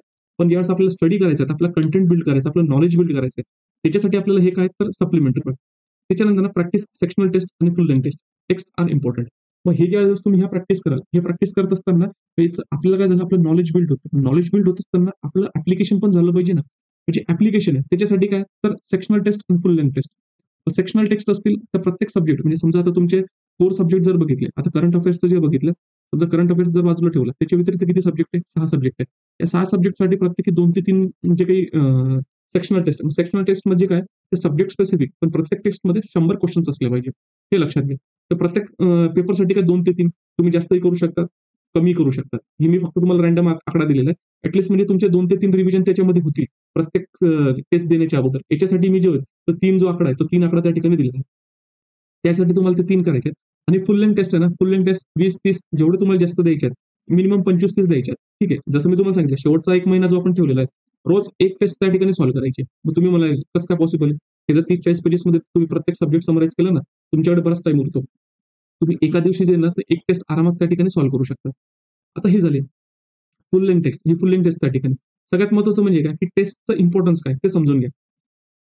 सॉरी. आणि टेस्ट तुम्ही कशा पद्धतीने हँडल करणार आहात तेही लक्षात घ्या. आता जसं मी तुम्हाला सांगितलं, की 3 हे मी जनरल आकडा दिलाय. कमी पण होऊ शकतात. ते गरजेचं नाही आणि घाबरायचं नाही, की 30 नाही झाले तर. पण टार्गेट ठेवा 20 ते 30 दा. म्हणजे याच्याने काय होणार तुमची एवढी नेट प्रॅक्टिस होणार आहे, की ज्यावेळेस तुम्ही 2 तासामध्ये जाणार ना ते परीक्षेमध्ये, तर तुमचे कुठले जे सिली मिस्टेक आहे होण्याचे चान्सेस फार कमी होतील. आणि ज्या लोकांच्या डोक्यामध्ये भ्रम असेल किंवा हे असेल, जे वेटरन व्यक्ती आहेत, त्यांनी जेवढी प्रॅक्टिस केली तेवढी आपली नाहीये. मग आपण सिलेक्ट होऊ का नाही? एवढी जर तुम्ही रिगरस प्रॅक्टिस व्यवस्थित केली, तर त्याच्यामध्ये तुमचा फायदा होईल. आता टेस्ट एवढं सॉल्व्ह करायच्यामध्ये फक्त सॉल्व्ह करायचं आणि सोडून द्यायचं. असं करायचं का? तसं नाही करायचं. अॅनालिसिस करायचं. ते कसं तेही सांगतो. सी-सॅटसाठी सांगितलं शेवटी जर तुमचा स्कोर चांगला असेल, तुम्हाला माहिती आहे तुमच्यावर कॉन्फिडन्स आहे. मागच्या 4-5 वर्षाची जर तुम्ही एमपीएससीची जर सी-सॅटचे पेपर सॉल्व्ह केले, तुम्हाला 100च्या वरती मार्क येत असतील, तर जास्त लक्ष देऊ नका. पण तुम्ही नवे असाल, लक्षात घ्या. त्याच्यानंतर तुम्ही अगोदर तुम्ही तो पेपर दिलेला नसेल, तर प्रिव्हियस इयर क्वेश्चन पेपर पुन्हा ते डील करा. त्याच्यानंतर जे एरिया तुमचे निगेटिव्ह म्हणजे मायनस असतील 100 मार्क येण्यासाठी, ते फाइंड आउट करा. त्याच्यावर वर्कआउट करा. आणि मग पुन्हा जे काही मॉक टेस्ट आहेत, 2 ते 3 मॉक टेस्ट त्या ठिकाणी सॉल्व्ह करा. कारण जसं यूपीएससीमध्ये जेवढं डिफिकल्ट येतो सी-सॅट, तेवढं एमपीएससीमध्ये नाहीये. त्यांचं स्ट्रेट फॉरवर्ड पॅटर्न आहे. आणि जे आपलं 67 मार्क्स लागतात, ठीक आहे. 66 मार्क्स लागतात. ते अचीव्ह करायला काही हे नाही. पण लक्षात घ्या 66 आहे म्हणून 66 नका अचीव्ह करू. 100च्या वरतीच किंवा 100 पर्यंत मार्क आले पाहिजे. जेणेकरून तुम्ही सी-सॅट बद्दल तुमचं टेन्शन राहत नाही. आता टेस्टचं पर्पज काय? सगळ्यात महत्त्वाचं म्हणजे तुम्ही जे प्रिपरेशन केलेलं आहे, ते तुम्ही ज्यावेळेस अप्लाय करताय, ते अप्लाय करत असताना तुमचं सेल्फ असेसमेंट होतंय. तुम्ही जे नॉलेज गेन केलंय, ते नॉलेज तुम्ही अप्लाय करू शकता. कारण क्वेश्चन वाचत असताना मग आपल्याला काय होतं, की जी रिलेव्हंट इन्फॉर्मेशन आहे ती रिकॉल करावी लागते. मग ते रिकॉल करत असताना ती ॲज इट इज रिकॉल होते का ब्लर रिकॉल होते हे लक्षात येतं. जर ब्लर रिकॉल होत असेल तर लक्षात येऊन जातं की आपण लक्षात नाही ठेवले की व्यवस्थित रिव्हिजन नाही केलेलं आहे.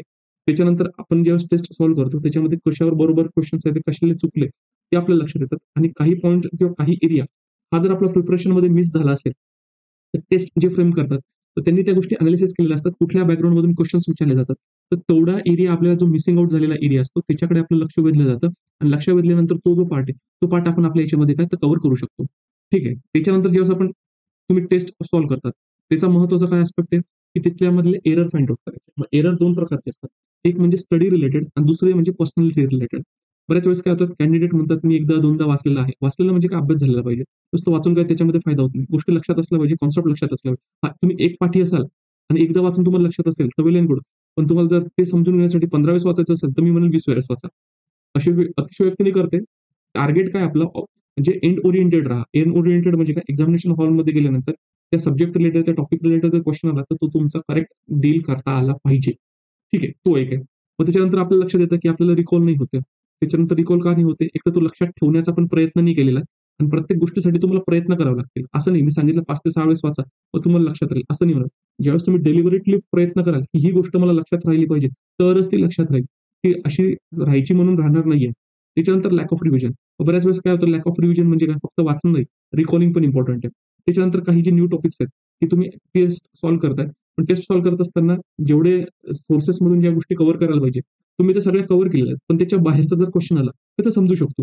पण जे एखाद्या वेळेस जे गोष्ट करायला पाहिजे होती, ती गोष्ट तुम्ही जर नाही केलेली, तो एक प्रॉब्लेम होतो. हा जो स्टडी रिलेटेड डायमेन्शन आहे ते. तो आस्पेक्ट त्याच्यामध्ये आहे. त्याच्यानंतर पर्सनॅलिटी रिलेटेड. पर्सनॅलिटी रिलेटेड म्हणजे काय? की ज्यावेळेस तुम्ही टेस्ट सॉल्व्ह करताय, तुमची बसण्याची पोझिशन काय? तुम्ही कुठल्या एन्व्हायर्नमेंटमध्ये बसताय? त्याच्यानंतर जो असेल, तर तुम्ही त्याच्या अगोदर काही खाल्लंय का?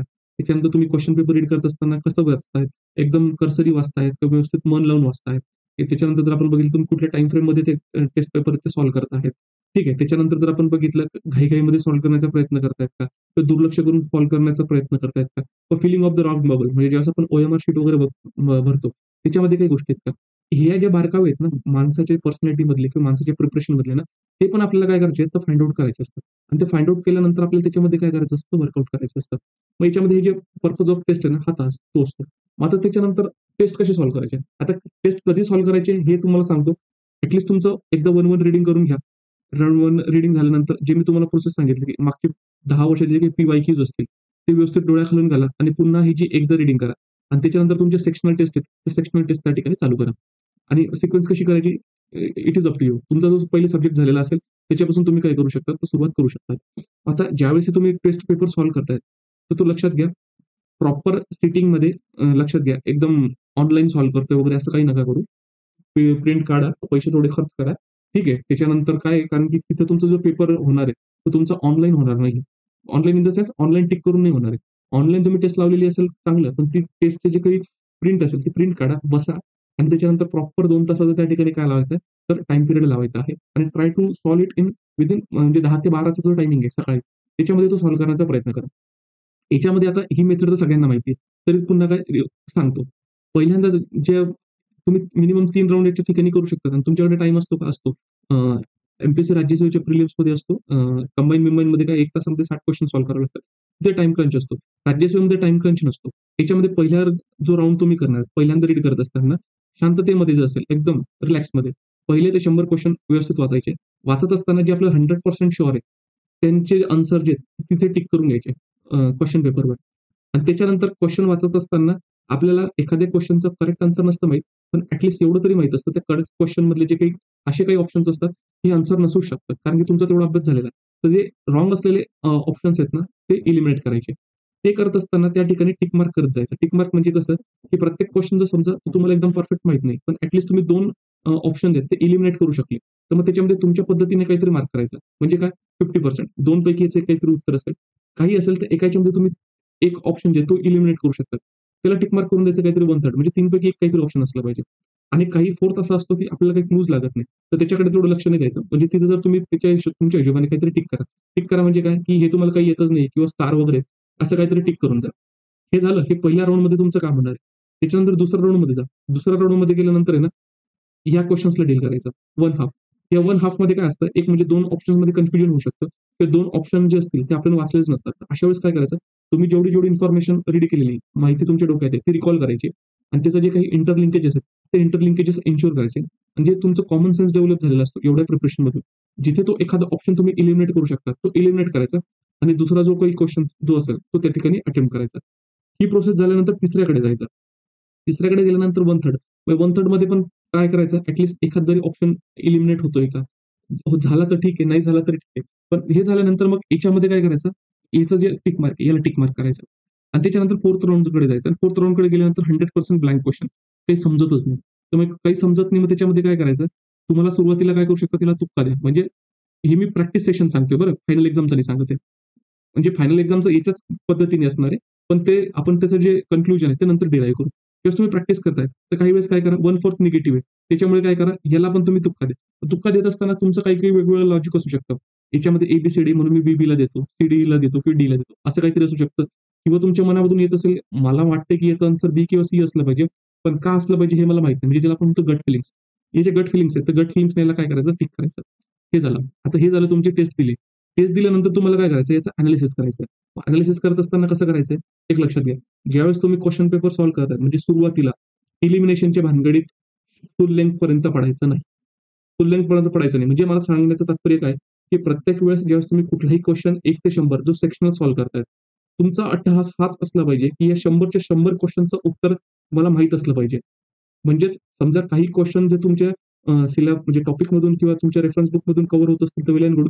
नसतील कव्हर होत, तर तुम्हाला तुमचा अट्टहास हा असला पाहिजे, की तुमचं नॉलेज बेस याच्यामध्ये वाढेल. ज्यावेळेस तुम्ही सेक्शनल टेस्ट सॉल्व्ह करताय. लक्षात घ्या. मला सांगण्याचं तात्पर्य इथे इलिमिनेशनची टेक्निक नाही वापरायची. एक म्हणजेच तुमचा काय होईल, जर तुमचा एखादा नॉलेज बेस जर बेसमध्ये जर गॅप असेल ना, तर नॉलेज बेस तुमचा काय होणार आहे, तो ब्रॉडर होणार आहे. हे तुमचं सेक्शनल टेस्टला हे तुमचं टार्गेट असलं पाहिजे. इलिमिनेशन आता ही तर मेथड तुम्ही ऑल ओव्हर प्रॅक्टिस करणारच आहे. प्रॅक्टिस करायला काही हरकत नाही. पण इलिमिनेशन याच्यावर बिल्ड करू नका. इलिमिनेशन फुल लेंथवर जाईल. मग इथे पण हे टिक मार्क करायचे. हे झाल्यानंतर मग अनालिसिस काय करायचे, असे क्वेश्चन्स बघा, की जे तुम्हाला वाटत होते, की हे मला माहिती आहे आणि पहिल्या राउंडमध्ये तुम्ही टिक केले ते बरोबर आहे. मग ते 100 जेवढे असतील तेवढे 100% करेक्ट आलेले आहेत. मग काही वेळेस आपण जर समजा पहिल्या राउंडमध्ये 50 क्वेश्चन हे टिक केलेले असतील. मग 50 पैकी 50 बरोबर आलेत का? समजा 50 पैकी बरोबर आले असतील तर बरोबर. म्हणजे जेवढा आपण अभ्यास केलेला आहे त्याच्यावरून क्वेश्चन येतात बरोबर. किंवा 50 पैकी समजा 49 पण आले किंवा 48 पण आले. तर मग ते 2 क्वेश्चन का बरं चुकले? ते तर आपल्याला वाटत होतं ना, की आपल्याला येतायत किंवा आपल्या सोर्समधून येतायत. तर ते त्याचं अनालिसिस करायचं. ते चुकले का बरं? ठीक आहे. ते बघायचं. हे झालं. काही क्वेशन्स असे येतील, की ज्याच्यामध्ये तुम्ही तुक्का मारलेला आहे. ते तुमचे बरोबर आले. म्हणजे तुमचे गट फिलिंग सांगतात. पण तुमचं लॉजिक तिथे सापडत नव्हतं. ते लॉजिक जे सापडत नाही ना, त्याचंही लॉजिक तुम्हाला फाइंड आउट करायचं आहे. म्हणजे याचं रिलेशन तुम्हाला तुमच्या सोर्सेसमध्ये न्यायचं आहे. हा दुसऱ्या याच्यामध्ये करायचा. त्याच्यानंतर काही क्वेश्चन असे असतील, की जे तुमचे वन हाल्फ आहे. म्हणजेच 2 ऑप्शन तुम्ही इलिमिनेट केले, पण 2 मध्ये कन्फ्युजन. ते 2 मध्ये कन्फ्युजन काय? मग एक तर तुम्ही ते व्यवस्थित वाचलेलं नव्हतं. तर तुमच्या सोर्सेसमध्ये जे एखाद 2 पैकी 1 ऑप्शन असेल किंवा दोघंही ऑप्शन्स असतील, त्याच्यापैकी इन्फॉर्मेशन होती. तर ते बघायचं आणि तेवढी रिलेव्हंट इन्फॉर्मेशन असेल, ती तुमच्या ज्या टेस्ट पेपरच्या अनालिसिसमध्ये दिलेली असतील, तेवढे फक्त तुमच्या बुकमध्ये तेवढी ॲड करायची. म्हणजे हा जो वन हाल्फ वाला आहे ना, हा वन हाल्फ वाले जे क्वेश्चन्स आहे, आपण याला पहिल्या राउंडमध्ये कसे घेऊन जाऊ शकतो? म्हणजेच काय, की 100% शुअरिटीपर्यंत हे वन हाल्फ वाले कसे घेऊन जाऊ शकतो? त्याच्यानंतर थर्ड वाले. थर्ड वाल्यामध्ये नंतर काय आहे? त्याच्यामध्ये आपण हे जे वन थर्ड वाले जे आहेत, की आपल्याला 3 ऑप्शनमध्ये कन्फ्युजन आहे. मग त्याच्यामध्ये चेक करायचं. 3 मध्ये कन्फ्युजन काय? म्हणजे 2 ऑप्शनमध्ये आपण व्यवस्थित वाचले नव्हते किंवा ते 2 नावं ऐकलेले नव्हते किंवा असं काय होतं त्याच्यामध्ये. मग त्याच्याशी संदर्भात असलं त्याचं अॅनालिसिस करा. त्याचं कारण फाइंड आउट करा आणि याला पण आहे ना 100% मध्ये आणण्याचा प्रयत्न करा. आणि पूर्ण फोर्थ राउंड जो असेल तो, खास करून कुठल्या गोष्टीमध्ये ज्या सेक्शनल टेस्ट होतील त्याच्यामध्ये सांगतोय मी तुम्हाला. कारण सेक्शनल टेस्टमध्ये काय असतात, ठराविक सोर्सेस असतात, ज्याच्यातून क्वेश्चन फ्रेम होतात आणि तेवढे कॅन्डिडेटला जमले पाहिजे. मग तुमचा जो नॉलेज बेस आहे, तो त्या ठिकाणी तुम्ही काय करता इथं ब्रॉड करताय. हा झाला. हे याच्यामध्ये मग तुम्ही काय करणार याला अनालिसिस करणार. हा अनालिसिस केल्यानंतर तुम्हाला काय करायचं, तुमची एरर शीट फाइंड आउट करायची. मग एरर शीटमध्ये जर आपण बघितलं, प्रत्येक टेस्ट झाल्यानंतर आहे ना, की बरोबर आलेले जे क्वेश्चन्स आहेत, राइट आलेले, ते का बरोबर आले? का बरोबर आले म्हणजे काय? एक म्हणजे क्वेश्चन्स व्यवस्थित रीड केलेला होता. जे पुस्तकं वाचलेले होते त्याच्यामधूनच क्वेश्चन आले म्हणून ते म्हणजे बरोबर आले. ठीक आहे. काही क्वेश्चन्स असे असतील तुक्का मारलेला म्हणजे गट फिलिंग सांगते म्हणून बरोबर आले. जे गट फिलिंग्स वाले असतील ना त्याच्यावर अनालिसिस करा, अभ्यास केला पाहिजे. बरोबर आले फक्त ते नाही. त्याच्यानंतर चुकले. मग चुकले तर का बरं चुकले? मग याच्यामध्ये 2 डायमेन्शन. एक म्हणजे स्टडी रिलेटेड आणि दुसरा पर्सनॅलिटी रिलेटेड. हा जो स्टडी रिलेटेड आहे, म्हणजे लॅक ऑफ रिव्हिजन, त्याच्यानंतर एखादा जो क्वेश्चन आहे, तो प्रिव्हियस इयर क्वेश्चन संदर्भात आलेला आहे, पण तुम्ही कव्हरच केलं नाही, माझं लक्षच नव्हतं. त्याच्यामुळे मग काय झालं, इथं प्रॉब्लेम येतोय. मग याच्यावर वर्कआउट करा. मग एक तर तुम्हाला ते पाठांतर झालं नसेल तर पाठ करा. त्याच्यानंतर तुमच्या नोट्समध्ये नसेल तर नोट्समध्ये उतरवून घ्या. हा झाला स्टडी पार्ट. त्याच्यानंतर personality related. Personality related part म्हणजे काय, की एखाद्या वेळेस रात्री मित्रासोबत गेलो होतो. त्याच्यानंतर यायला उशीर झाला. रात्री काहीतरी जेवलो तर ॲसिडिटी झाली. सकाळी उठलो तर नाश्ता झालेला नव्हता. मी गेलेलो होतो. मला टेस्ट द्यायची होती. मला भूक लागलेली होती किंवा जेवण झाल्यानंतर मी टेस्ट दिली. मला झोप लागत होती. म्हणून मी व्यवस्थित केअरफुली त्या ठिकाणी बघितलं नाही किंवा त्याच्यानंतर अगोदर कोणाशी भांडण झालेलं होतं. घरची काहीतरी प्रॉब्लेम चालू होते.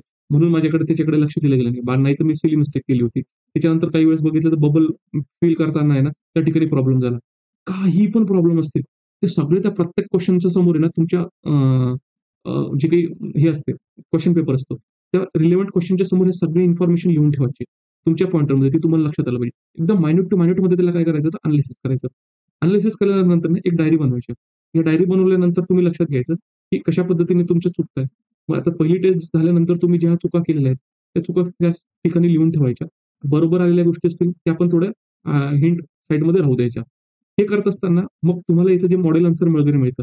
तर मॉडेल आन्सरमध्ये जेवढं ॲडिशनल इन्फॉर्मेशन असेल, तुमच्या सब्जेक्ट संदर्भात, जी तुमच्या बुकमध्ये नसेल, ती तुमच्या बुकमध्ये ॲड करायची. ठीक आहे. म्हणजे तुमचा नॉलेज बेस आहे तो बिल्ड होत जातोय. हे झालं. दुसऱ्या वेळेस जेव्हा तुम्ही टेस्ट द्याल ना, तर दुसऱ्या वेळेस टेस्ट देत असताना या पहिल्या टेस्टमध्ये ज्या चुका झाल्यात ना, त्या होता कामा नये. हे लक्षात घ्या. याच्यामध्ये याला मिनिमाइज करायचं. मग दुसऱ्या वेळेस काहीतरी नवीन चुका होतील. तर नवीन चुका असतील त्याच्या जर्नलिंग काय करायचं, तर फाइंड आउट करायचं. तो जर्नलिंग फाइंड आउट करायचं आणि मग त्याच्यानंतर पूर्ण ही जी सक्सेसिव्ह प्रॅक्टिस आहे, ही तुम्हाला फायनल स्टेजपर्यंत न्यायची. म्हणजे याच्यामध्ये तुम्हाला स्वतःची पर्सनॅलिटी लक्षात येईल. म्हणजे तुम्हाला लक्षात येईल, का तुम्हाला काही खाल्ल्याने जर ॲसिडिटी होत असेल, तुम्ही पोहे खाल्ले असतील, काही खाल्लं असेल, तर अगोदरच्या दिवशी एक्झामच्या पहिल्या दिवशी ना तुम्ही ती गोष्ट करणार नाही. दुसरी गोष्ट, जर तुम्हाला कोणाशी भांडण झाल्यावर, काही झाल्यावर जर तुम्हाला डिस्टर्ब होत असाल, तर तुम्ही ती काळजी घ्याल एक्झामच्या पहिल्या दिवशी तुम्ही ते होऊ देणार नाही. त्याच्यानंतर हे जे पर्सनॅलिटी रिलेटेड डायमेन्शन, त्याच्यानंतर झोपेचं डायमेन्शन. मग तुम्ही एन्शुअर कराल की तुमची झोप व्यवस्थित झाली पाहिजे. एवढे बारकावे तुम्हाला लक्षात ठेवायचे की जेणेकरून तुमचा जो काही 28 तारखेचा असेल, तर तो तिथे कुठलीच जी काही आपण गोष्टी असतील, चूक आहे, ती चूक होता कामा नये. आपल्या हाताबाहेरच्या काही गोष्टी घडतील त्या आपल्या हातात नाहीये. पण आपल्या पर्सनॅलिटीच्या गोष्टी तर आपल्या हातात आहे ना. आपण त्या तर कव्हर करू शकतो किंवा आपल्या स्टडी ज्या गोष्टी करतो, त्या स्टडी ज्या सोर्सेसमधून करतोय, ते तर आपल्या हातात आहे. ते तर आपण कव्हर करू शकतो. बाकी दुसरं त्या दिवशी काही झालं, ते आपल्या हातात नाही. पण जे आपल्या हातात आहे, ते आपल्याला काय करायचं आहे, तर कव्हर करायचं आहे. हे झालं ह्या पद्धतीची प्रॅक्टिस.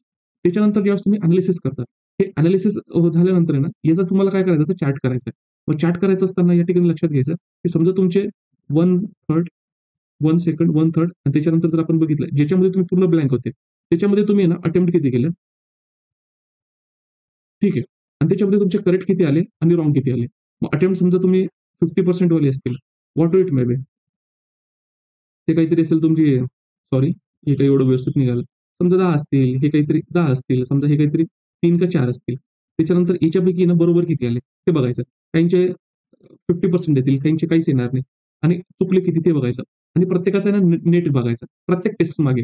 म्हणजे ज्यावेळेस मी 50% वाले सोडवले, तर मला नेट गेन किती झाला? म्हणजे बरोबर किती आले, निगेटिव्ह म्हणजे चुकले जेवढे होते, त्याला 1/4 ने काय करायचं डिव्हाईड करून याच्यामधून मायनस करायचे. मग प्लसमध्ये, प्लसमध्ये, प्लसमध्ये आणि हे जे आहेत ना, ह्या गोष्टी तुम्हाला काय करायच्या आहेत, तर फॉलो करायच्या आहेत. हे फॉलो करत असताना ना, खास करून मग तुम्हाला लक्षात येईल, कशा पद्धतीने. आता ही जी टेक्निक आहे, ही सेक्शनल टेस्टमध्ये जरी आपण बघितली, पण ही जास्त वर्कआउट कुठे होईल तुमची फुल लेंग्थ टेस्टमध्ये. फुल लेंग्थ टेक्स्टमध्ये काय असतं, कारण क्वेश्चनची व्हरायटी जास्त असते. जसं आपण फायनल एक्झाममध्ये बघतो वगैरे तसे. फुल लेंग्थ टेक्स्टमध्ये हे सेक्शनलला पण करा, फुल लेंग्थला पण करा. फुल लेंग्थला करत असताना मग या ठिकाणी लक्षात घ्या, की कुठल्या सेक्शनमध्ये तुमचे पॉझिटिव्ह येतात. तर तुम्हाला लक्षात येतंय, की 1/5 वाले म्हणजे 1/2 वाले जे मी ज्यावेळेस मी सॉल्व्ह करतो, हे नेहमी माझे पॉझिटिव्हच येतात. एक्झामिनेशनमध्ये गेल्यानंतर हे घ्यायचे, याला तर घ्यायचेच घ्यायचे. 1/3 वाल्याचं जर निरीक्षण आहे. मग 1/3 मध्ये काही वेळेस काहींना कन्फ्युजन होऊ शकतं. मग अशा वेळेस हे सॉल्व्ह केल्यानंतर माझे किती नेट गेन होतो. हा जो नेट गेन आहे, जर तुमचा जेवढं समजा तुम्ही 15 किंवा 20 क्वेशन पेपर जे असतील फुल लेंग्थ ते सॉल्व्ह केलेत आणि 20 पैकी समजा 15 किंवा 13-14 म्हणजे अबोव्ह 50% टेस्टमध्ये जर तुमचा हा 1/3 वाला जो असेल, हा पॉझिटिव्ह येत असेल, गो फॉर इट. त्याच्यानंतर ज्यावेळेस तुम्ही पूर्ण ब्लँक आहे आणि ब्लँक केल्यानंतर तुमची जी सॉल्व्ह करण्याची टेक्निक आहे, त्याच्यात तुम्ही जात असाल आणि तुमचं ॲटलीस्ट 50% पेक्षा वरच्या प्रोबॅबिलिटीमध्ये जरी तुमचे पॉझिटिव्ह मार्क येत असतील, गो फॉर इट. याला काय करायचंय? तुम्हाला याला जायचंय. म्हणजे जेणेकरून काय तुम्हाला लक्षात येईल आणि प्रत्येक वेळेस जिथे तुम्ही प्रत्येक वेळेस निगेटिव्ह गेलेले आहेत किंवा मोर दॅन 50% वेळेस निगेटिव्ह गेलेत, तर एक्झामिनेशन हॉलमध्ये पण तेच होणार आहे. तुमचं जर इथे निगेटिव्ह तुमचा जर गेस इथे बसत नसेल ना, तो गेस तिथे पण नाही बसणार. म्हणजे इथे तुम्हाला लक्षात येईल, की तुमचा गेस बसतोय की गेस नाही बसत आहे. त्याचं जे सायंटिफिक एनालिसिस आहे, ते सायंटिफिक एनालिसिस तुम्हाला इथे करायला काय तर म्हणजे तुम्हाला ते अॅनलाईज करायला त्या गोष्टी समजून जातील. आणि त्याच्यानंतर पुढे ज्यावेळेस तुम्ही जाल, की समजा अशा 2 गोष्टी आहेत, की आपण असं म्हणू शकतो, की 1/3 किंवा हे 1/2 आले. इथपर्यंत तर तुम्ही पोहोचले, पण पुढे मी पोहोचूच शकत नाहीये. तर पुढे पोहोचूच शकत नाही. तर अशा वेळेस तुम्ही ज्यावेळेस तुक्का माराल, तर तुक्का मारत असताना तुम्ही काय लॉजिक बघितलेलं आहे, ते लॉजिक तुम्हाला काय काय असलं पाहिजे, तर ते लक्षात असलं पाहिजे. आता हे जर लक्षात असलं, तर तुम्हाला त्याचा काय होऊ शकतो, तर फायदा होऊ शकतो. आता मी आता हे माझं यू-पी-एस-सीचं लॉजिक आहे, हे मी तुम्हाला सांगतो. आता याच्यामध्ये काय आहे आणि मला प्रत्येक वेळेस याचा फायदा झालेला होता. कॉन्सिक्युटिव्हली 5 टाईम्स प्रिलिम्स काढलेली आहे आणि प्रत्येक वेळेस मला जो मार्क होता ते पहिल्यांदा ज्यावेळेस 2016 मध्ये वगैरे होते, तर मला 156 मार्क्स होते. म्हणजे आउट ऑफ 200 म्हणजे तुम्ही घेऊ शकतात, की तेवढा हातखंडा माझ्याकडे होताच आणि दोनदा मी राज्यसेवेचा इंटरव्ह्यू पण दिलेला आहे. आणि त्याच्यासाठी मी वेगळं स्पेशल प्रिपरेशन काहीच नाही केलेलं होतं. पण मी सांगतो काय, की तोपर्यंत माझा तेवढा अभ्यास झालेला होता. आता समजा जर आपण लक्षात घेतलं, की इथे तुम्ही घेऊ शकता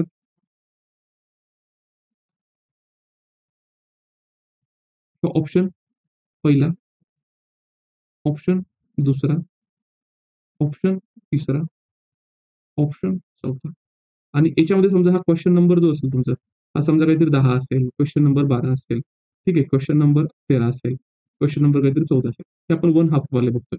हे वन हाल्फ बघत असताना तुम्हाला प्रत्येक वेळेस तुम्ही 2 तर एलिमिनेट केलेत. मग कुठले 2 राहिलेत? समजा हे 2 राहिलेत का? काही याच्यात हे 2 राहिलेत का?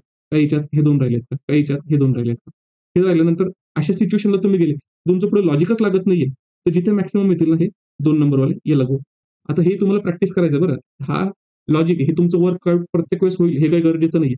पण मी तुम्हाला सांगितलं याच्यासाठी जर तुम्हाला तुमचं काही लॉजिक वर्कआउट होत नसेल, तर ॲट तुम्ही हे वर्कआउट करू शकता. आणि मग तुम्ही टेस्टमध्ये बघा किंवा प्रिव्हियस इयर क्वेश्चन पेपर असतील एम-पी-एससीचे त्याच्यामध्ये बघा. तुमचं जर नेट गेन होत असेल ना, तर गो फॉर इट. त्याच्यानंतर पुन्हा काय आहे 1/3 वाले. 1/3 वाले पण याला तसंच करा, की जे 1/3 वाले. मग 1/3 मध्ये समजा तुमचे काहीतरी आहे, की इथे इथे तुमचे काय आलेले आहेत, तर बरोबर आलेले आहेत आणि हे इथे बरोबर आले. मग जे जास्त ब्रॅकेट फिल होतील ना, गो फॉर इट. आणि मग ट्राय करा, की याच्यामध्ये तुमचे जे काही मार्क आहेत, ते पॉझिटिव्ह येतायत का निगेटिव्ह येतायत. हे तुम्हाला कशावर अप्लाय करायचं आहे, तर प्रॅक्टिस सेशनवर अप्लाय करायचं आहे. प्रॅक्टिस सेशनमध्ये जर पॉझिटिव्ह येत असतील, तर करा. एक्झामिनेशन हॉलमध्ये डायरेक्टली जाऊन करू नका. हे तुमचं बॅकफायर होऊ शकतो. इथं डिस्क्रिमिनेशन मी टाकतो. कारण हे मला वर्कआउट झालं होतं म्हणून तुम्हाला होईलच, हे गरजेचं नाही. आणि बाकीचे जे काही एलिमिनेशन टेक्निक्स वगैरे आहेत, ते आपण जसं-जसं पुढे जाऊ, तसं-तसं त्याच्या संदर्भात बोलू. कारण सध्या जर आपण बघितलं, तर आपलं नॉलेज बिल्ड करायचं आहे. जसं मी तुम्हाला सांगितलं, जोपर्यंत तुम्ही ऑगस्ट एंडिंगपर्यंत जाता किंवा मिड ऑगस्टपर्यंत एलिमिनेशन टेक्निकच्या मागे लागू नका. तुमचा जो नॉलेज बेस आहे, तो नॉलेज बेस तुम्हाला काय करायचा आहे, तर तो इन्क्रीज करायचा आहे. आणि मग तो नॉलेज बेस एकदा तुमचा व्यवस्थित इन्क्रीज झाला, मग ज्यावेळेस तुम्ही फुल लेंग्थ टेस्टला जाल, तुमच्या प्रत्येक सब्जेक्टच्या 30-40 पेजेसचे नोट्स तयार होतील आणि डेली बेसिसवर किंवा 2 दिवसातून एकदा वगैरे ज्यावेळेस तुम्ही टेस्ट सॉल्व्ह कराल, तर त्यावेळेस मग जे एलिमिनेशन टेक्निक्स आहेत, या तिथं काय करायचे तुम्हाला आता अप्लाय करायचे आहेत. म्हणजे तुमचा नॉलेज बेस पण क्रिएट होतो, जनरेट होतो आणि त्याच्यानंतर तुमचे जे काही काय म्हणू शकतो आपण एलिमिनेशन टेक्निक आहेत, तर एलिमिनेशन टेक्निक पण काय होतात, तर वर्कआउट होतात. तर आय थिंक माझ्या साइडने मला जेवढं सांगायचं होतं मी तुम्हाला सांगितलंय. तसं-तसं आता ओव्हर द पिरियॉडिकल वेमध्ये जे असणार आहे, तर अजून जे काही मला मध्ये तुम्हाला गोष्टी सांगायच्या आहेत, तर मी सांगेलच. पण याच्यामध्ये तुम्हाला काही डाउट असेल तर तुम्ही विचारू शकतात. आता मी थोडं हिस्ट्रीबद्दल कोर्सचं सांगून देतो. आपली हिस्ट्री जीएसचा जो बॅच आहे ती चालू आहे. याच्यामध्ये तुमचे सगळेच म्हणजे प्रिलिम्स आणि मेन्समध्ये जेवढी हिस्ट्री लागते, including world history, art and culture, महाराष्ट्राची हिस्ट्री, याच्यामध्ये काय पूर्ण आपण त्याच्यामध्ये शिकवणार आहोत. आणि त्याच्यानंतर याच्या सगळ्यांचे जे नोट्स आहेत तुम्हाला, त्या नोट्स तुम्हाला या दिल्या जातील. आणि याच्या संदर्भात जर तुम्हाला अगदी इन्फॉर्मेशन हवी असेल, तर तुम्ही डायरेक्टली आम्हाला काय करू शकता, तर कॉन्टॅक्ट करू शकता 9511900488 वर. ठीक आहे. हा एवढं सांगायचं होतं. त्याच्यानंतर जे तुम्ही प्रिपरेशन कराल मित्रांनो, तो व्यवस्थित करा.